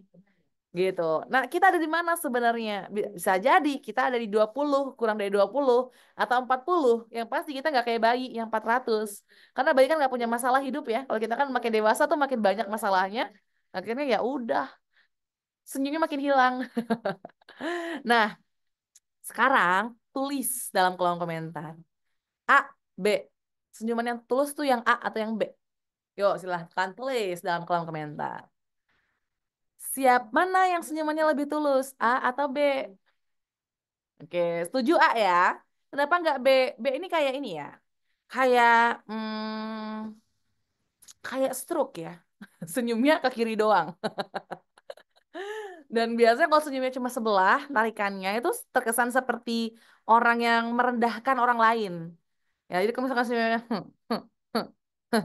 gitu ya, atau satunya susah ya, saya cuma bisa ke kanan doang. Itu kayak terkesan merendahkan. Jadi berhati-hati dalam berkomunikasi, jangan jangan sampai kita berkomunikasi dengan pasien tuh senyumnya kayak jangan, itu merendahkan banget. Oke, ya setuju ya A ya, senyumnya tuh tarik dua-duanya. Ya, kemudian tuh garis senyumnya itu sama gitu, kanan kiri tuh sama. Kalau yang satunya kan ada yang lebih gede, ini lebih kecil. Lalu kemudian kakak-kakak bisa lihat tuh di atas alis ada satu cekungan. Cekungannya lebih dalam di senyuman yang ikhlas. Gitu ya. Lalu kemudian kakak-kakak perhatikan di ujung mata sini nih, ujung mata nih senyuman yang ikhlas di A, itu kerutannya lebih banyak terbentuk daripada senyuman yang B. Kerutannya banyak di A. Gitu ya. So lanjut. Ini, mana yang lebih ikhlas? A atau B? Silakan. A atau B? Silakan. A atau B? Mana yang lebih tulus, mana yang lebih ikhlas, mana yang lebih menyenangkan dilihat? A atau B? A. Oke, A. A, A, A, A, A, A, A. Oh, rata-rata A ya. Kenapa A? Lihat lengkungan di bibir atas. Yang B, oh iya ya, saya nggak ada huruf A dan B ya, intinya A sebelah sana, B yang sebelah sini. Lihat lengkungan bibir yang di huruf B. B itu tuh datar. Sedangkan A itu lengkungannya itu lebih ngelengkung, naik ke atas. Ya, kelihatan ya lengkungannya. Lalu kemudian guratan di pipi itu lebih banyak di A, guratannya. Lalu kemudian lihat guratan di mata. Mulai dari ujung mata sampai bawah mata, A itu lebih banyak guratan matanya. Ya, jadi kelihatan. Kelihatan dari sana. Ya, dari mana sih? Dari nih, dari mulut sini, pipinya juga naik lebih keangkat dan juga guratan mata. Betul ya? Nah, ini tuh agak susah untuk ditentukan. Mana yang real, mana yang fake. Karena hampir mirip. Apa yang membuatnya beda? Mata. Coba lihat bibirnya, giginya sama. Hidungnya sama. Tarikan ujung bibirnya sama. Guratan area sini sama. Yang bedain apa? Mata. Matanya jadi lebih sipit, kerutannya lebih banyak. Kalau yang fake, itu yang bergerak cuma sini doang nih. Nah, ini aja. Yang matanya tetap aja. Jadi kayak senyum terpaksa. Kalau yang sebelahnya lebih sipit matanya. Nah, so kakak-kakak, ada 3 otot yang diaktifkan ketika kita senyum dengan tulus. Otot pertama adalah zygomatikus major, pipi. Coba deh senyum. Senyum, lihat di kamera. Kalau saya senyum dan nggak senyum, pipinya naik atau enggak? Ini kan saya nggak senyum. Pas senyum, kerasa ya, kelihatan naiknya ya. Nah, pipi itu dia akan naik ke atas. Sehingga pada akhirnya itu membuat area mata pun jadi kecil. Tapi bukan sekedar kecil. Ada orbicularis oculi. Itu adalah guratan mata yang ada di pinggir-pinggir. Yang ketika kita senyum dengan ikhlas, tuh guratannya kebentuk. Kalau nggak ikhlas, dia gini. Nggak ada guratan, matanya pun juga masih biasa aja. Jadi kalau misalkan ikhlas, itu dia ada guratan terbentuk. Kapan kita bisa lihat orang tuh senyum ikhlas atau enggak? Ketika dia tertawa. Ketika dia tertawa, itu biasanya banyak tuh guratannya. Bukan karena kita udah berumur, kakak-kakak bukan. Guratan ujung mata ini bukan karena berumur, tapi kita selalu senyum dengan ikhlas. Ya. Lalu ada lagi. Manusia itu ada 2 tipe. Ada, kalau saya lagi belajar service atau saya ngajar service excellent, itu saya selalu menyampaikan, coba bercermin. Lihat, senyuman kamu yang bagus tuh senyuman pakai gigi atau nggak pakai gigi. Mana yang kelihatan lebih cantik, lebih ganteng, dan lebih ikhlas. Kalau saya nggak pakai gigi, kurang bagus. Kayak orang kayak orang nggak ikhlas aja gitu senyumnya. Tapi kalau pakai gigi, lebih kelihatan ikhlas. Karena ada tipe orang yang senyumnya indah pakai gigi, ada yang indah nggak pakai gigi. Silakan tentukan kakak-kakak indah yang mana. Jangan-jangan dua-duanya indah. Semoga. Dan jangan sampai nggak dua-duanya nggak indah. Jangan ya. Saya yakin ada minimal satu yang indah. Gitu ya. Nah, kalau udah senyumannya pakai gigi, maka ada satu otot yang akan terbentuk dalam tersenyum, yaitu orbicularis oris, ini yang warna biru, area mulut, yang kemudian dia akan narik ke kanan ke kiri, lalu kemudian dia akan membentuk kayak senyuman kucing atau smile line, ya smile line. Semakin dalam smile line, semakin berbekas smile line itu semakin bagus sebenarnya, semakin kelihatan ikhlasnya. Tapi kebanyakan dari ibu-ibu dia nggak mau punya smile line, sehingga dia botox. Hingga akhirnya nggak bisa senyum karena kebanyakan botox. gitu kan? Nah, jadi smile ini jangan dihilangkan. Jadi ada 3 otot. Di sini orbicularis oris, zygomatic major, dan orbicularis oculi. 3 otot yang terbentuk saat tersenyum dengan gigi dan hanya 2 otot yang terbentuk dengan tanpa gigi. Yang pasti adalah yang harus terbentuk adalah area mata. Disitulah kita akan melihat dia benar-benar senyum ikhlas dan tulus atau tidak. Nah, ada pesan dari member BTS, Abang Jungkook. Rumusnya itu 252. 2 senti tarik ke kanan, 2 senti tarik ke kiri, 5 detik tahan senyuman, lalu kemudian berbicara. Ya, jadi jangan ketika pasien datang baru, jangan gitu ya. Jadi udah dari jauh nih pasien mau datangin kita udah senyum. Lebih enak. 3 detik tatap matanya, senyum tahan 2 detik, selalu kemudian sapa. Selamat pagi Bapak, bisa saya bantu? Tarik 2 senti kanan, tarik 2 senti kiri, 5 detik tahan, lalu kemudian berkomunikasi. Menyenangkan komunikasi yang seperti itu. Rumusnya 252. Gitu ya. Nah, lanjut. Tadi rating udah dituliskan oleh kakak-kakak. Tadi ada yang 4,7 dengan 1000 review tuh rumah sakit. Nah, tadi ya, rumah sakit Mitra Plumbon Majalengka. Oh, luar biasa. Ya, luar biasa itu lumayan gede ya, 4,7 itu lumayan besar ya untuk rumah sakit ya. Karena rumah sakit itu memang susah dapat review di atas 4,5 itu memang sangat-sangat susah gitu. Puskesmas juga lumayan susah sebenarnya. Tapi ada satu puskesmas yang reviewnya itu 4,9. Ada di Jakarta. Ada di Jakarta. Itu rekan saya juga kerja di sana ya.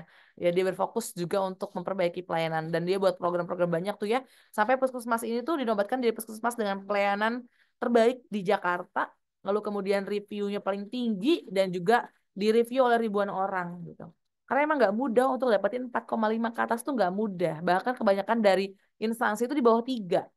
Kalau udah 4 tuh udah keren. Kalau di atas 4,5 itu udah keren banget. Gitu. So, kakak-kakak, ini contoh-contohnya. Waktu saya kemarin tesis, tuh saya cari-cari gitu. Mana sih puskesmas yang bagus, mana sih rumah sakit yang bagus. Kenapa? Karena tesis saya itu berkaitan dengan service excellent. Jadi saya ngeliatnya dari rating. Jadi kelihatan ya macam-macam nih. Ini Depok semua nih. Jadi kelihatan. Ini juga namanya kalau orang kesel, dia tulis dalam kolom komentar sejahat ini. Dan kalau dia kesel, dia tulis lagi dalam kolom komentar seperti sedang di BAP oleh kepolisian. Ceritanya panjang sekali. Ya, kelihatan.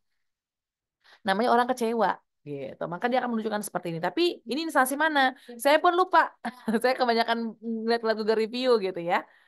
Nah, ini oke. Nah, dalam komunikasi ada rumus namanya TJT yang udah saya sampaikan tadi kakak-kakak. Saya izin menghilang dulu, nggak usah hilang deh ya. Saya naikin aja ke atas. Ada rumus namanya TJT dalam komunikasi untuk bangun kepercayaan. Bisa digunakan namet dan juga non-namet. Nakes medis ataupun non-nakes medis. Tanya itu ya tanya apa yang mereka butuhkan. Tanya apa yang ingin dia ketahui. Tanya apa yang sudah diketahui, apa yang belum dia ketahui. Jelaskan, ya sampaikan informasinya. Rumusnya apa? Why, what, how, and call to action. Kita mulai edukasi, kita mulai penyampaian informasi dengan why, what, baru ke how, lalu kemudian call to action. Dan yang terakhir itu adalah tanyakan kembali untuk melakukan validasi. Dalam komunikasi, edukasi, jangan cuma sekedar menanyakan, Ibu sudah paham? Sudah. Ada yang ingin ditanyakan? Tidak. Maka gunakan pertanyaan pamungkas ketiga.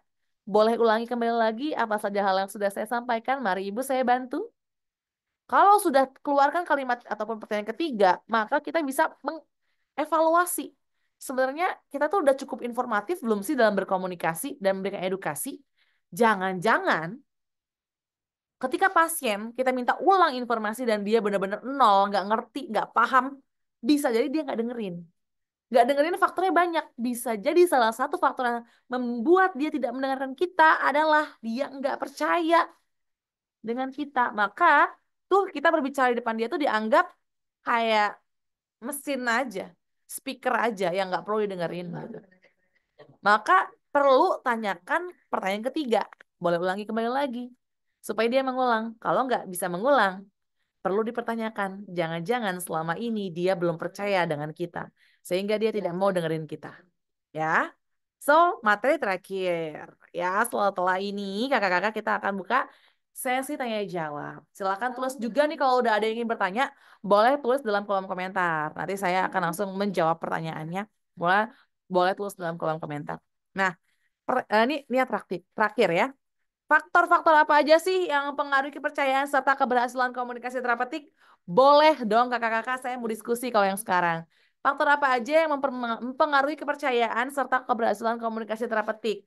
Tadi kan udah saya sampaikan beberapa ya, beberapa hal ya.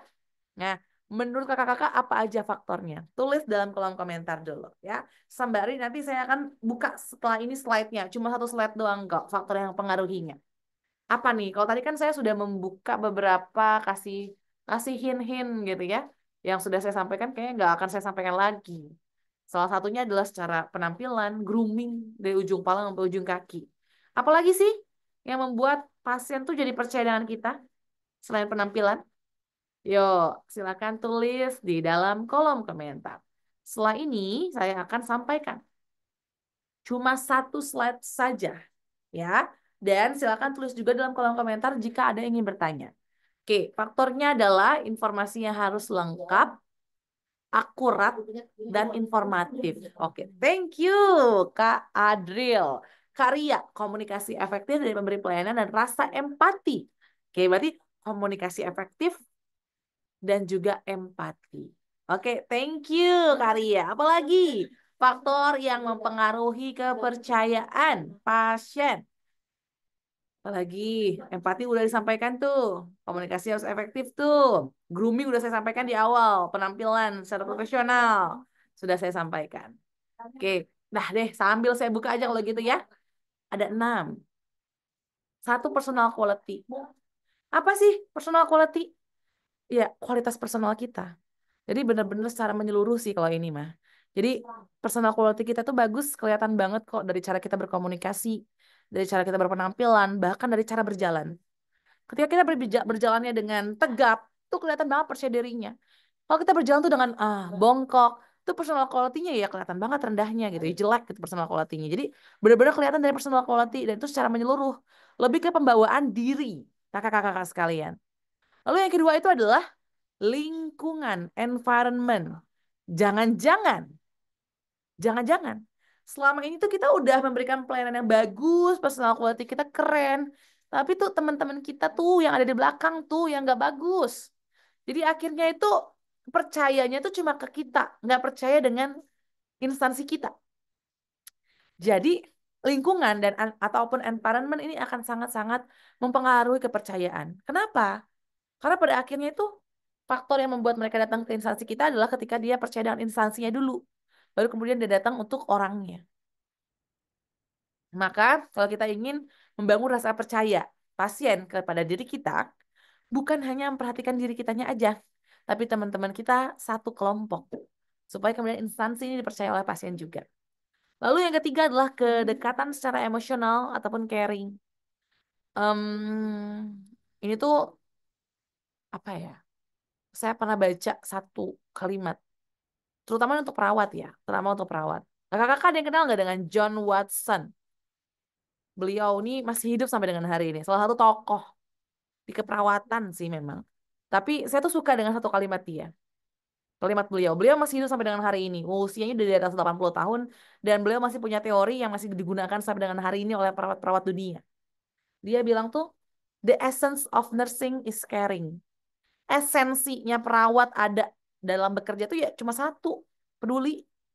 Gitu. Gak butuh macam-macam kok. Pasien tuh gak butuh macam-macam.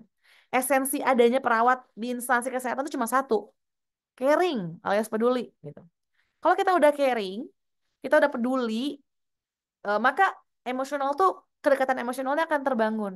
Kalau udah kedekatan emosional terbangun yang digugah itu adalah emosional, maka kemudian ya dia akan percaya dengan kita, gitu, ya. Jadi em, tadi kakak-kakak kan saya sampaikan ya satu quotes yang saya sampaikan. Your customer doesn't care how much you know until they know how much you care. Jadi ya kalau kita udah menunjukkan care kita dan kelihatan dan kerasa care-nya kita ke pasien, maka dia akan peduli dengan kita dan dia mau dengerin kita. Kenapa? Ya basisnya tuh caring dan emosionalnya terbangun. Lalu yang keempat apa? Empati yang disampaikan oleh Karya. Betul. Menghargai, empati, em, profesional secara penampilan, itu akan sangat-sangat mempengaruhi kepercayaan. Kalau kita sudah menghargai, kita mendengarkan, informasinya juga sangat-sangat lengkap, akurat, informatif, penampilannya juga profesional, groomingnya keren, maka ya udah dia akan percaya kok dengan kita gitu.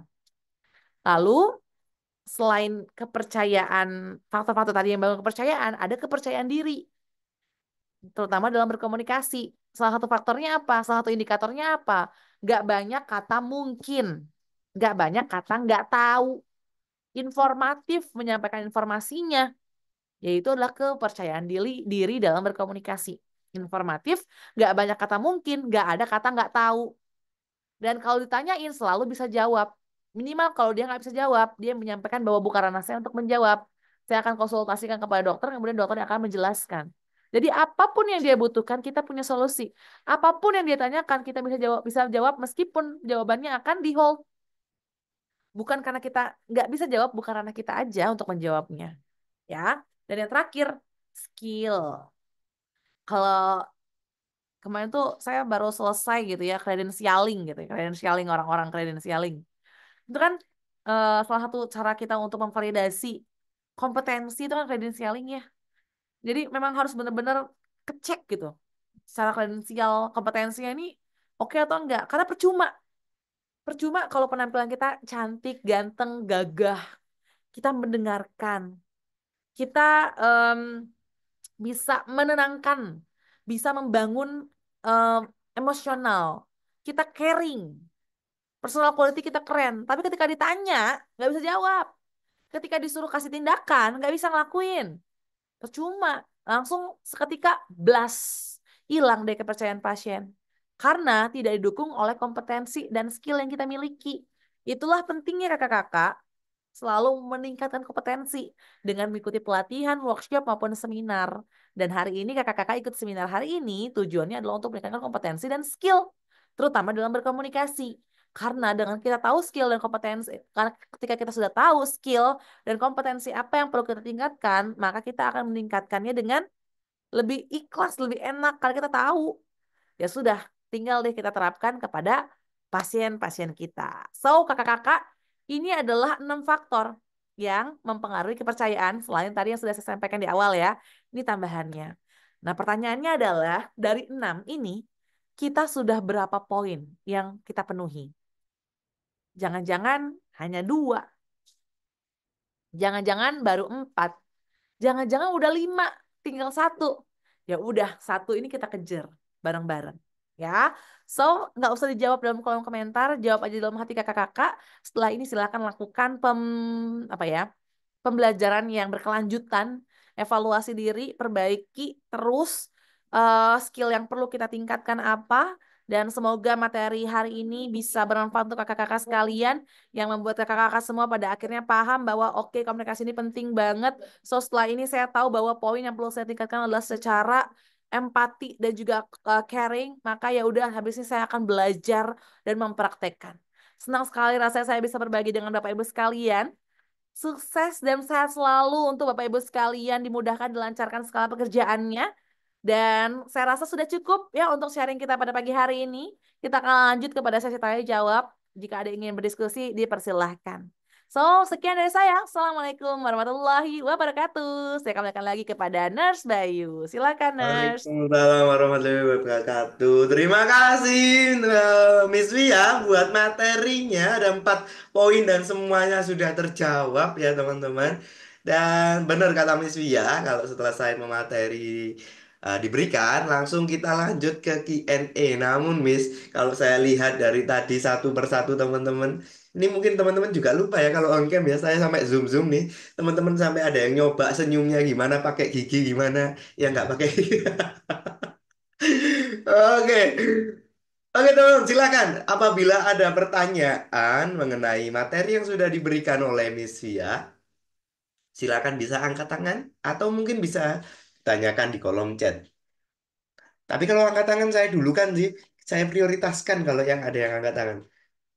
Gimana teman-teman? Atau mungkin ada problem nih ketika melakukan pelayanan di rumah sakit ataupun dimanapun ya teman-teman ada masalah dan pengen nih di-sharekan di sini lalu kita bisa bahas bareng-bareng itu malah juga lebih bagus deh.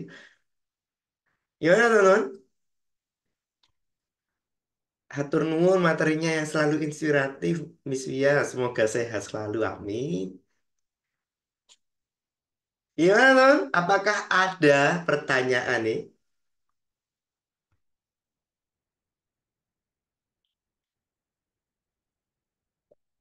Wah, ini ada dari Pak Andi ya, seperti biasa nih. Angkat tangan dong, Pak. Saya mau dengar suaranya saja nih. Saya add spotlight. Oke, permisi Pak Andi. Oke. Bagaimana, Pak? Apakah ada pertanyaan? Ada Hmm. izin bertanya, Miss Pia. Saya pernah menghadapi kasus mungkin personal ya. Saya tidak tahu apakah yang lain juga pernah menghadapi atau tidak kasus yang sama. Saya pernah berhadapan dengan seorang customer atau pasien di sebuah rumah sakit yang ketika itu saya bertugas di sana, yang dalam tanda kutip mungkin orang menyebutnya pasien songong ya. Jadi karena dia itu minta diprioritaskan berdasarkan urutan itu sebenarnya dia nomor sekian, ternyata minta diprioritaskan karena dia bahkan sampai terlontar ucapan saya harus didulukan. Padahal dia bukan pasien situ dan sebagainya, bukan pasien darurat. Karena tanpa ada saya, rumah sakit ini tidak akan dikucurkan anggarannya sehingga tidak bisa melakukan operasional. Pertanyaan saya, bagaimana teknik komunikasi kita sehingga kemudian kita bisa menghadapi tipikal pasien yang seperti itu. Yang kedua, juga saya pernah berhadapan dengan pasien yang juga terburu-buru, minta dilayani dengan cepat. Bahkan mengatakan, saya ini orang kaya, tolong layani saya dengan cepat. Berapapun akan saya bayar. Begitu kemudian sudah kita hitung, dikasih rapot, ternyata akhirnya dia cuma minta setengah. Dengan kepercayaan diri yang tinggi, di awalnya semua akan saya ambil berapapun harganya. Terima kasih. Semoga bisa nanti bermanfaat juga bagi yang lain. Terima kasih. Assalamualaikum warahmatullahi wabarakatuh. Assalamualaikum. Oke, Terima kasih, Pak Andi. Bagaimana, Miss Via? oke. Siap, langsung dijawab ya, Pak Andi. Pak Andi, saya penasaran dulu dengan pasien yang pertama. Kan dia bilang bahwa dia menentukan anggaran. Saya boleh tahu nggak beliau siapa? Anggota Dewan. Oke, oke, baik. Karena penata laksanaan dan penyelesaian masalah untuk pasien pertama dan pasien kedua cukup beda. Kalau untuk yang pertama bisa jadi ini bukan level staff yang menyelesaikan, tapi situ sudah manajemen dan sudah ada skill komunikasi yang harus dibangun. Karena memang ini berkaitan dengan, kalau saya bilang namanya strategic significance ya, karena ibaratnya ini tuh isu ataupun orang-orang yang strategis di rumah sakit, yang ibaratnya nih kayaknya kita perlu negosiasi. Itu yang pertama dulu ya, saya bedain dari segitu dulu ya. Untuk yang pertama perlu diselesaikan oleh pihak manajemen. Minimal siapa? Humas. Humas. Karena kan ya ibaratnya bagian yang bekerja sama dengan stakeholders, bangun hubungan relationship dengan klien itu kan humas ya, maka minimal humas. Lalu kalau untuk pasien kedua, ini sepertinya staff masih bisa, nggak usah naik ke manajemen. Gitu. Makanya tadi saya tanya dulu beliau siapa. Memang bukan membedakan kakak-kakak, tapi memang kita akan ngerasa bahwa kayaknya orang ini akan sangat membuat rumah sakit kita kayak agak sedikit bermasalah nih kalau kita bermasalah dengan yang bersangkutan. Sama halnya kayak kita menyelesaikan komplain di media sosial. Kalau dia artis dan selebgram, meskipun ini bukan kayak hal yang krusial, tapi karena dia punya followers yang banyak, kita selesaiin duluan. Dibandingkan followers yang masih 5.000, 10.000, kita nyelesain dulu yang kayak Ayu Ting Ting 50 juta gitu. Meskipun ibaratnya apa ya level komplainnya tuh ya masih rendah gitu ya. Karena memang ada pertimbangan seperti itu. Itu yang pertama ya. Itu yang saya bedain dulu. So, apa yang dilakukan?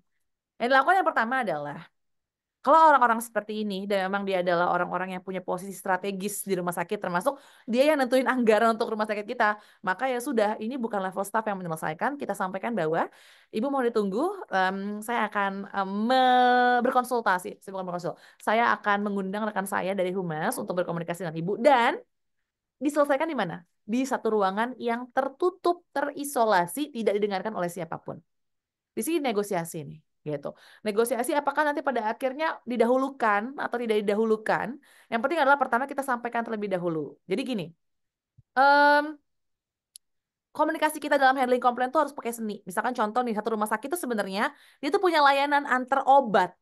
Kan banyak ya orang-orang komplain, Kak Andi sebagai apoteker, saya yakin Kak Andi tahu. Pasien tuh ujungnya tuh kan di apotek ya. Dan kalau udah di apotek tuh banyak yang ngamuk. Kenapa? Karena ibaratnya dari pagi tuh dia udah capek pelayanan ngelayak dan dia tuh berharap bahwa di apotek itu terakhir tuh cepet, kenyataannya lama, apalagi obat racik.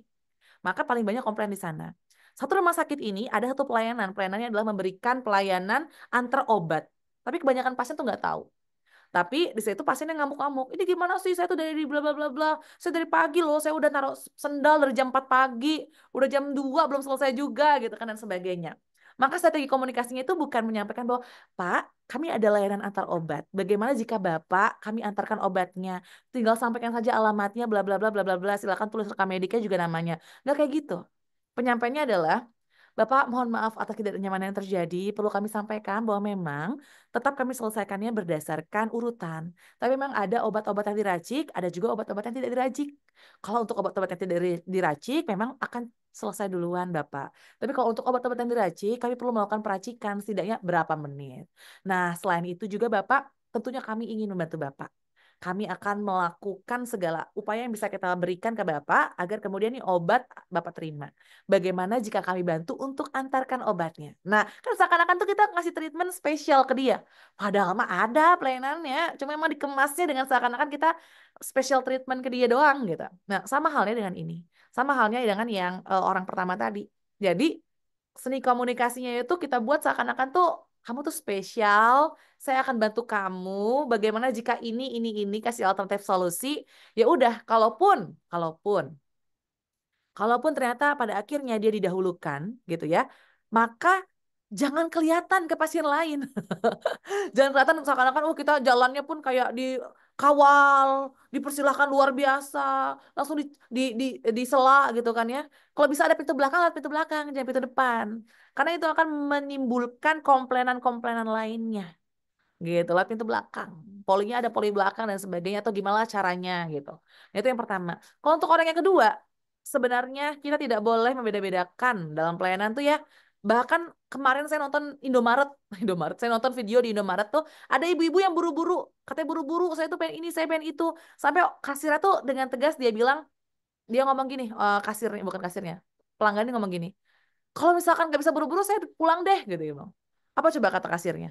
Ya nggak apa-apa bu, nggak apa-apa silakan pulang saja, gitu. Sampai sebegitu tegasnya, karena emang budaya mengantri itu memang harus kita terapkan. Kenapa? Kalau kita ngeiyain dia, berapa puluh orang di belakang dia yang akan komplain. Gara-gara kita ngeiyain dia.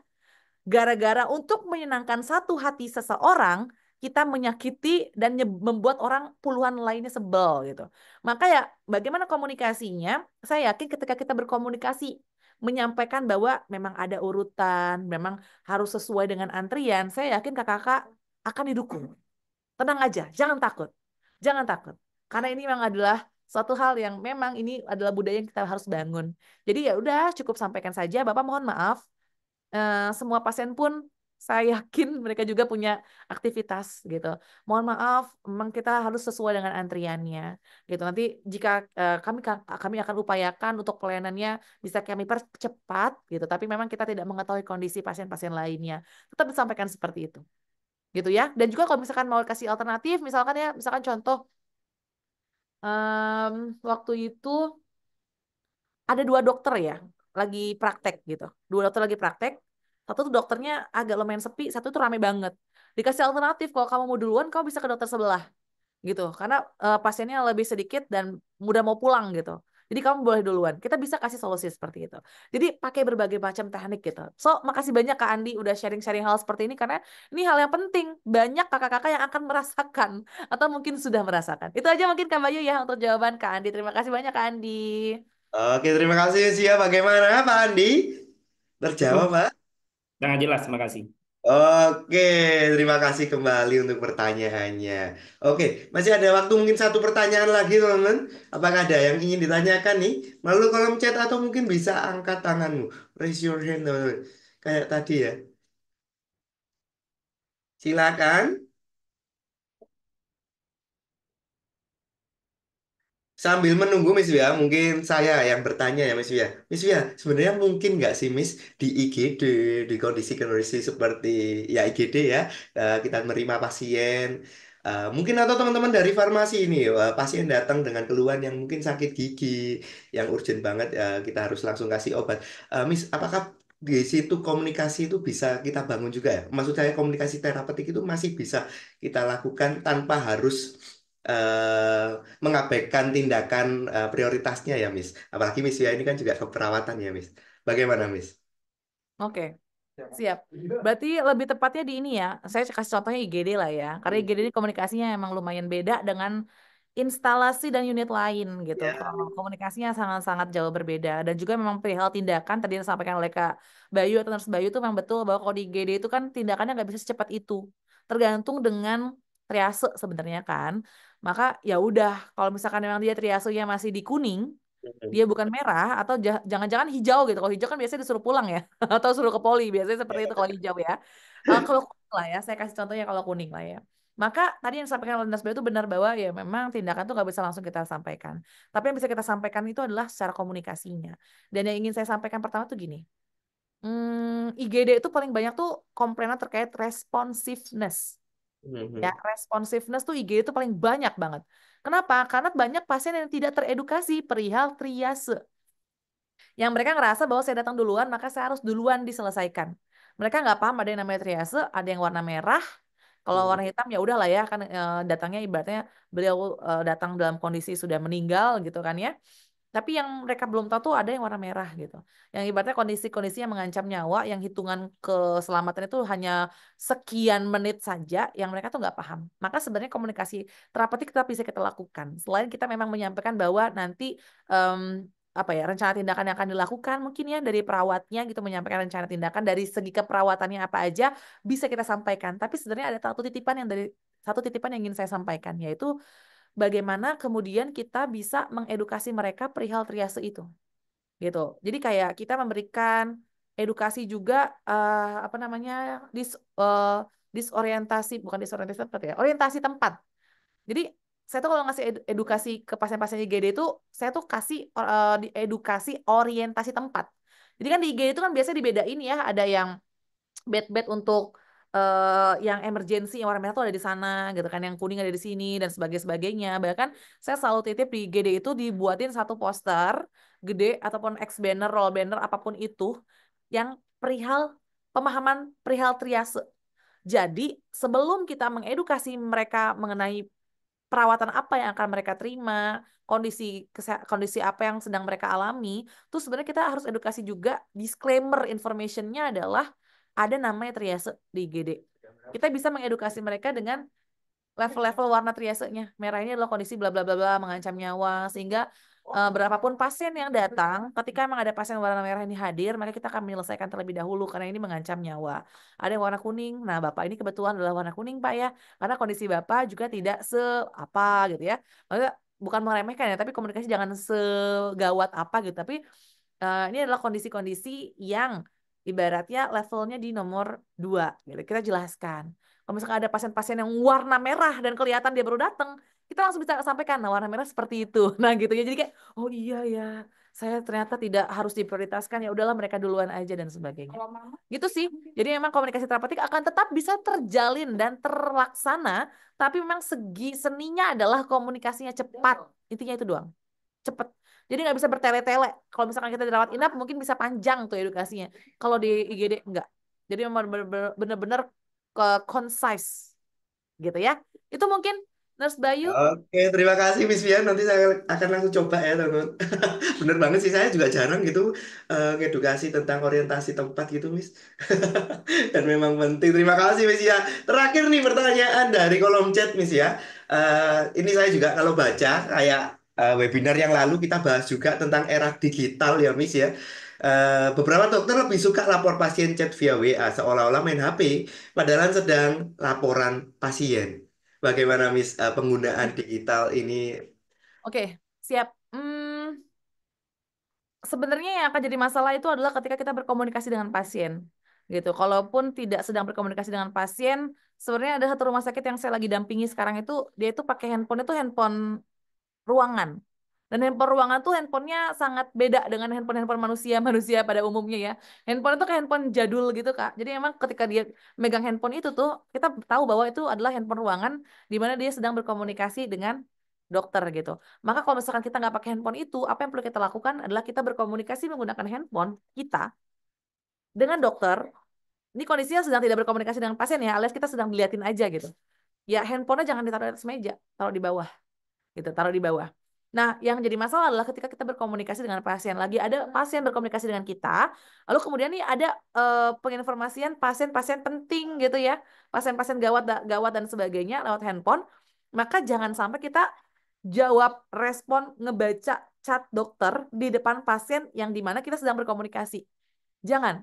Sebenarnya boleh, asal ada pengecualian. Pengecualian adalah Ibu, mohon maaf, ini ada chat dari dokter untuk pasien yang misalkan pasien gawat nih Bu, saya izin untuk membaca terlebih dahulu sekitar 1 menit boleh ya Bu ya. Jadi kita izin supaya dia jadi tahu tuh, ini orientasi kondisi juga nih jatuhnya ya. Jadi ketika sedang berkomunikasi dengan pasien di tengah komunikasi dan informasi, maka ya sudah kita minta izin, menyampaikan bahwa saya izin membaca dan juga membalas karena ini adalah melaporkan kondisi pasien yang urgent misalkan ya dan sebagainya itu boleh. Tapi kalau misalkan kondisinya tidak sedang berkomunikasi dengan pasien, tapi kita dikelilingi oleh banyak pasien, yang ibaratnya kalau kita kelihatan buka handphone di atas meja tuh kayaknya ini orang kok kayaknya males banget gitu ya. Makanya udah handphonenya taruh di bawah meja. Komunikasinya seperti ini, gitu ya. Komunikasinya seperti ini. Em, Mungkin itu kakak-kakak sekalian. Jadi komunikasinya di bawah meja. Lalu kemudian jika memang memungkinkan, sebenarnya emang enak banget kalau ada handphone ruangan gitu ya. Handphone ruangan tuh dikasih stiker rumah sakit di belakangnya. Jadi kelihatan itu kita tuh lagi nggak chattingan sama suami, nggak chattingan dengan pacar, enggak. Ini saya chattingan sama dokter gitu. Nah itu mungkin ya Kak Bayu ya untuk jawab pertanyaan Oke, kita. terima kasih Miss Via untuk jawabannya dari pertanyaan-pertanyaan kita nih teman-teman. Tadi terakhir pertanyaan dari Kak Novita Putri Apriliani. Semoga terjawab ya Kak dan terima kasih juga untuk pertanyaannya. Saya mohon maaf tutup chat karena ini waktunya sudah mau melewati batas teman-teman karena habis ini juga saya mau menginformasikan beberapa yang penting. Dan sekali lagi kita boleh dong teman-teman kasih tepuk tangan kita virtual kita buat Miss Via untuk materinya. Oke, kasih reaction kalian teman-teman. Ini ada ya, kasih love-love gini ya. Wah, enak banget ya kalau online gini teman-teman. Oke, Miss Via, saya mau undang teman-teman bareng Miss Via juga. Kita tepuk tangan terlebih, tepuk tangan on cam teman-teman. Saya mau screenshot untuk panitia dan admin Kemenkes. Barangkali yang bisa on cam silakan teman-teman. On cam terlebih dahulu. Saya akan screenshot. Oke, masih beberapa. Bentar. Nah, oke, bentar tahan dulu teman-teman ya. Ini teman-teman yang lain masih oke, oke. Oke, sudah tahan dulu. Satu, dua, dan tiga. Oh, masih ada lagi tahan dulu. Satu, dua. Kasih senyuman yang kayak Miss Via tadi ya. Satu, dua, tiga. Oke, sudah teman-teman. Terima kasih yang sudah hadir. Dan terima kasih sekali lagi buat Miss Via. Namun sebelum saya ke closing Miss Via. Miss Via, ada closing statement nggak Miss Via buat kami tenaga kesehatan khususnya. Apalagi kami ini ada yang dari apoteker, ada yang dari bidan, ada yang dari nurse atau keperawatan. Dan promkes dan yang lain-lain Miss Via. Dalam menyikapi pentingnya skill komunikasi ini Miss Via. Bagaimana Miss? Ya, makasih banyak Mas Bayu. Seperti yang sudah saya sampaikan, gagal komunikasi tandanya gagal perawatan. Maka sudah sangat jelas tergambar dari kalimat tersebut, kita perlu meningkatkan skill komunikasi. Dan skill komunikasi ini adalah suatu hal, skill yang bisa kita pelajari dengan langsung berpraktik kepada pasien. Dengan apa yang sudah kita sampaikan, apa yang sudah saya sampaikan, silakan langsung praktekkan ke pasien-pasien, gitu ya. Jadi kita selalu melakukan monitoring dan evaluasi apa-apa saja yang harus kita lakukan, apa saja yang harus kita perbaiki. Dan insya Allah ketika kita melakukan komunikasi dengan baik kepada pasien kita, insya Allah ladang pahala lah yang kita petik saat ini. Itu aja mungkin Kak Bayu. Terima kasih banyak Kak Bayu. Amin.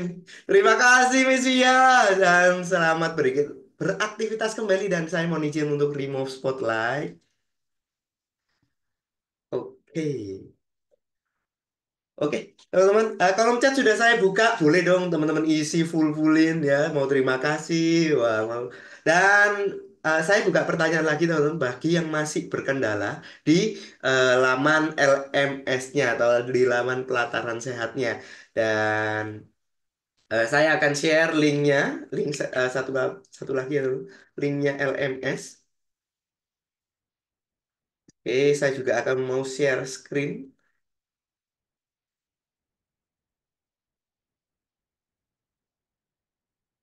Ini kalau diklik linknya jadinya seperti ini ya teman. Nah ini ya, saya pakai akun saya sendiri.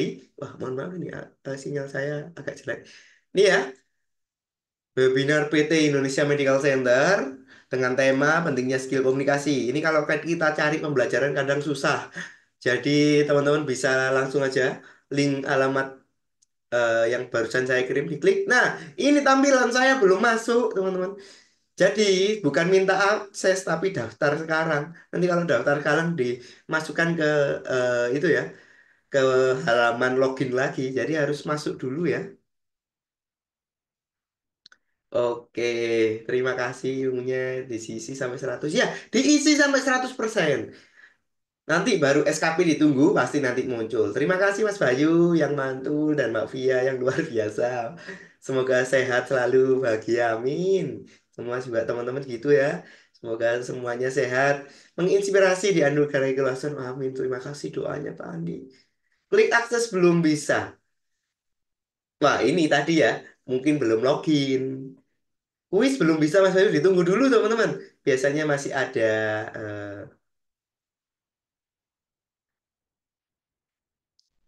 pengalaman saja. Oh ya, terima kasih Kak Denny. Wah, telat nih. Seharusnya tadi ya Kak Denny, tapi terima kasih share-nya. Bisa kita baca bareng-bareng nih. Ayo dong, barangkali masih ada. Oh iya, penggunaan WA web itu juga bagus ya. Jadi kita kayak melalui komputer. Terima kasih sharingnya Kak Denny. Apakah masih ada yang terkendala LMS-nya?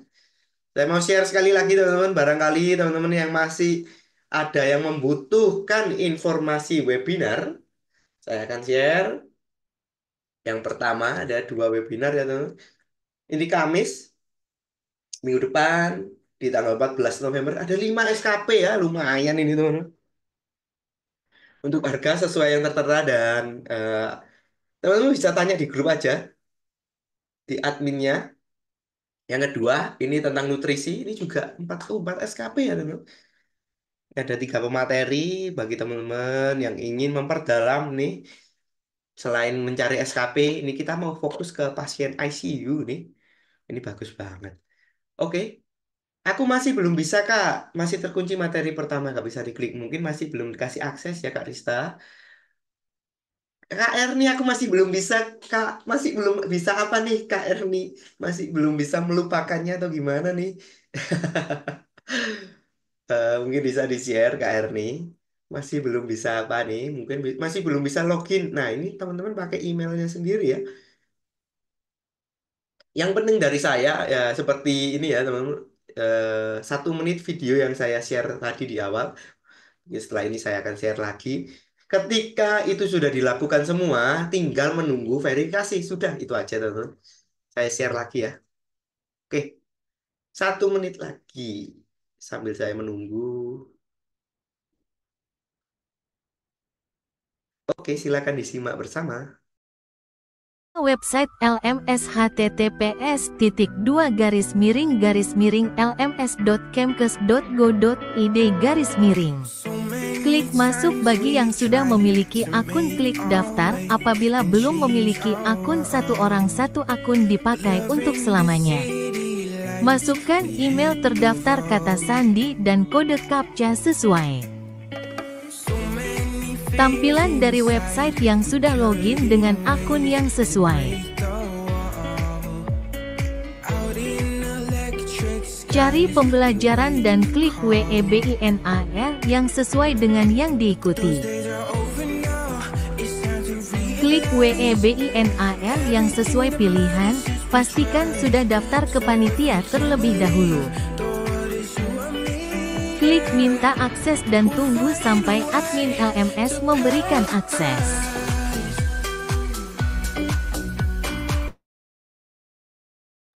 Oke, mungkin itu saja yang bisa saya share. Thank you Mas Bayu izin. Kalau live saya jam 11 ada ibadah. Oh iya teman-teman, selamat ibadah ya bagi rekan-rekan tenaga kesehatan yang beragama Kristen atau Katolik.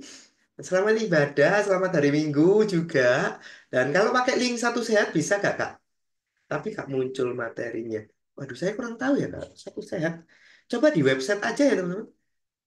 Mungkin lebih gampang di Google Chrome-nya kita ya, di ini nih, di web, di logonya kita nih, aduh, nggak kelihatan nih, harus dibuka saya mungkin. Aduh, nggak kelihatan di Google Chrome ya teman-teman. Oke, silakan nih, lift teman-teman, barangkali yang sudah paham. Dan saya akan tutup webinar kali ini ya. Saya rasa sudah tidak ada pertanyaan lagi. Yang terakhir dari saya, teman-teman, saya berharap ilmu atau strategi yang kita dengar dari webinar kali ini khususnya mengenai komunikasi bisa menjadi bahan yang bisa kita lakukan, yang bisa kita bagikan bagi rekan sejawat ataupun pasien sebagai klien kita. Dan hal ini juga untuk memaksimalkan pelayanan kita yang kita berikan di rumah sakit, di puskesmas maupun dimanapun ya teman-teman. Dan saya Bayu Rama Wicaksana sebagai moderator. Saya mohon maaf nih apabila ada kekurangan dari saya selama webinar berlangsung. Sebelum saya end Zoom, siang-siang makan bakso berkuah. Jangan lupa ditemani minum kopi. Selamat jalan dan selamat berpisah. Sukses lagi dan sampai bertemu kembali. Wabillahi taufik walhidayah. Wassalamualaikum warahmatullahi wabarakatuh.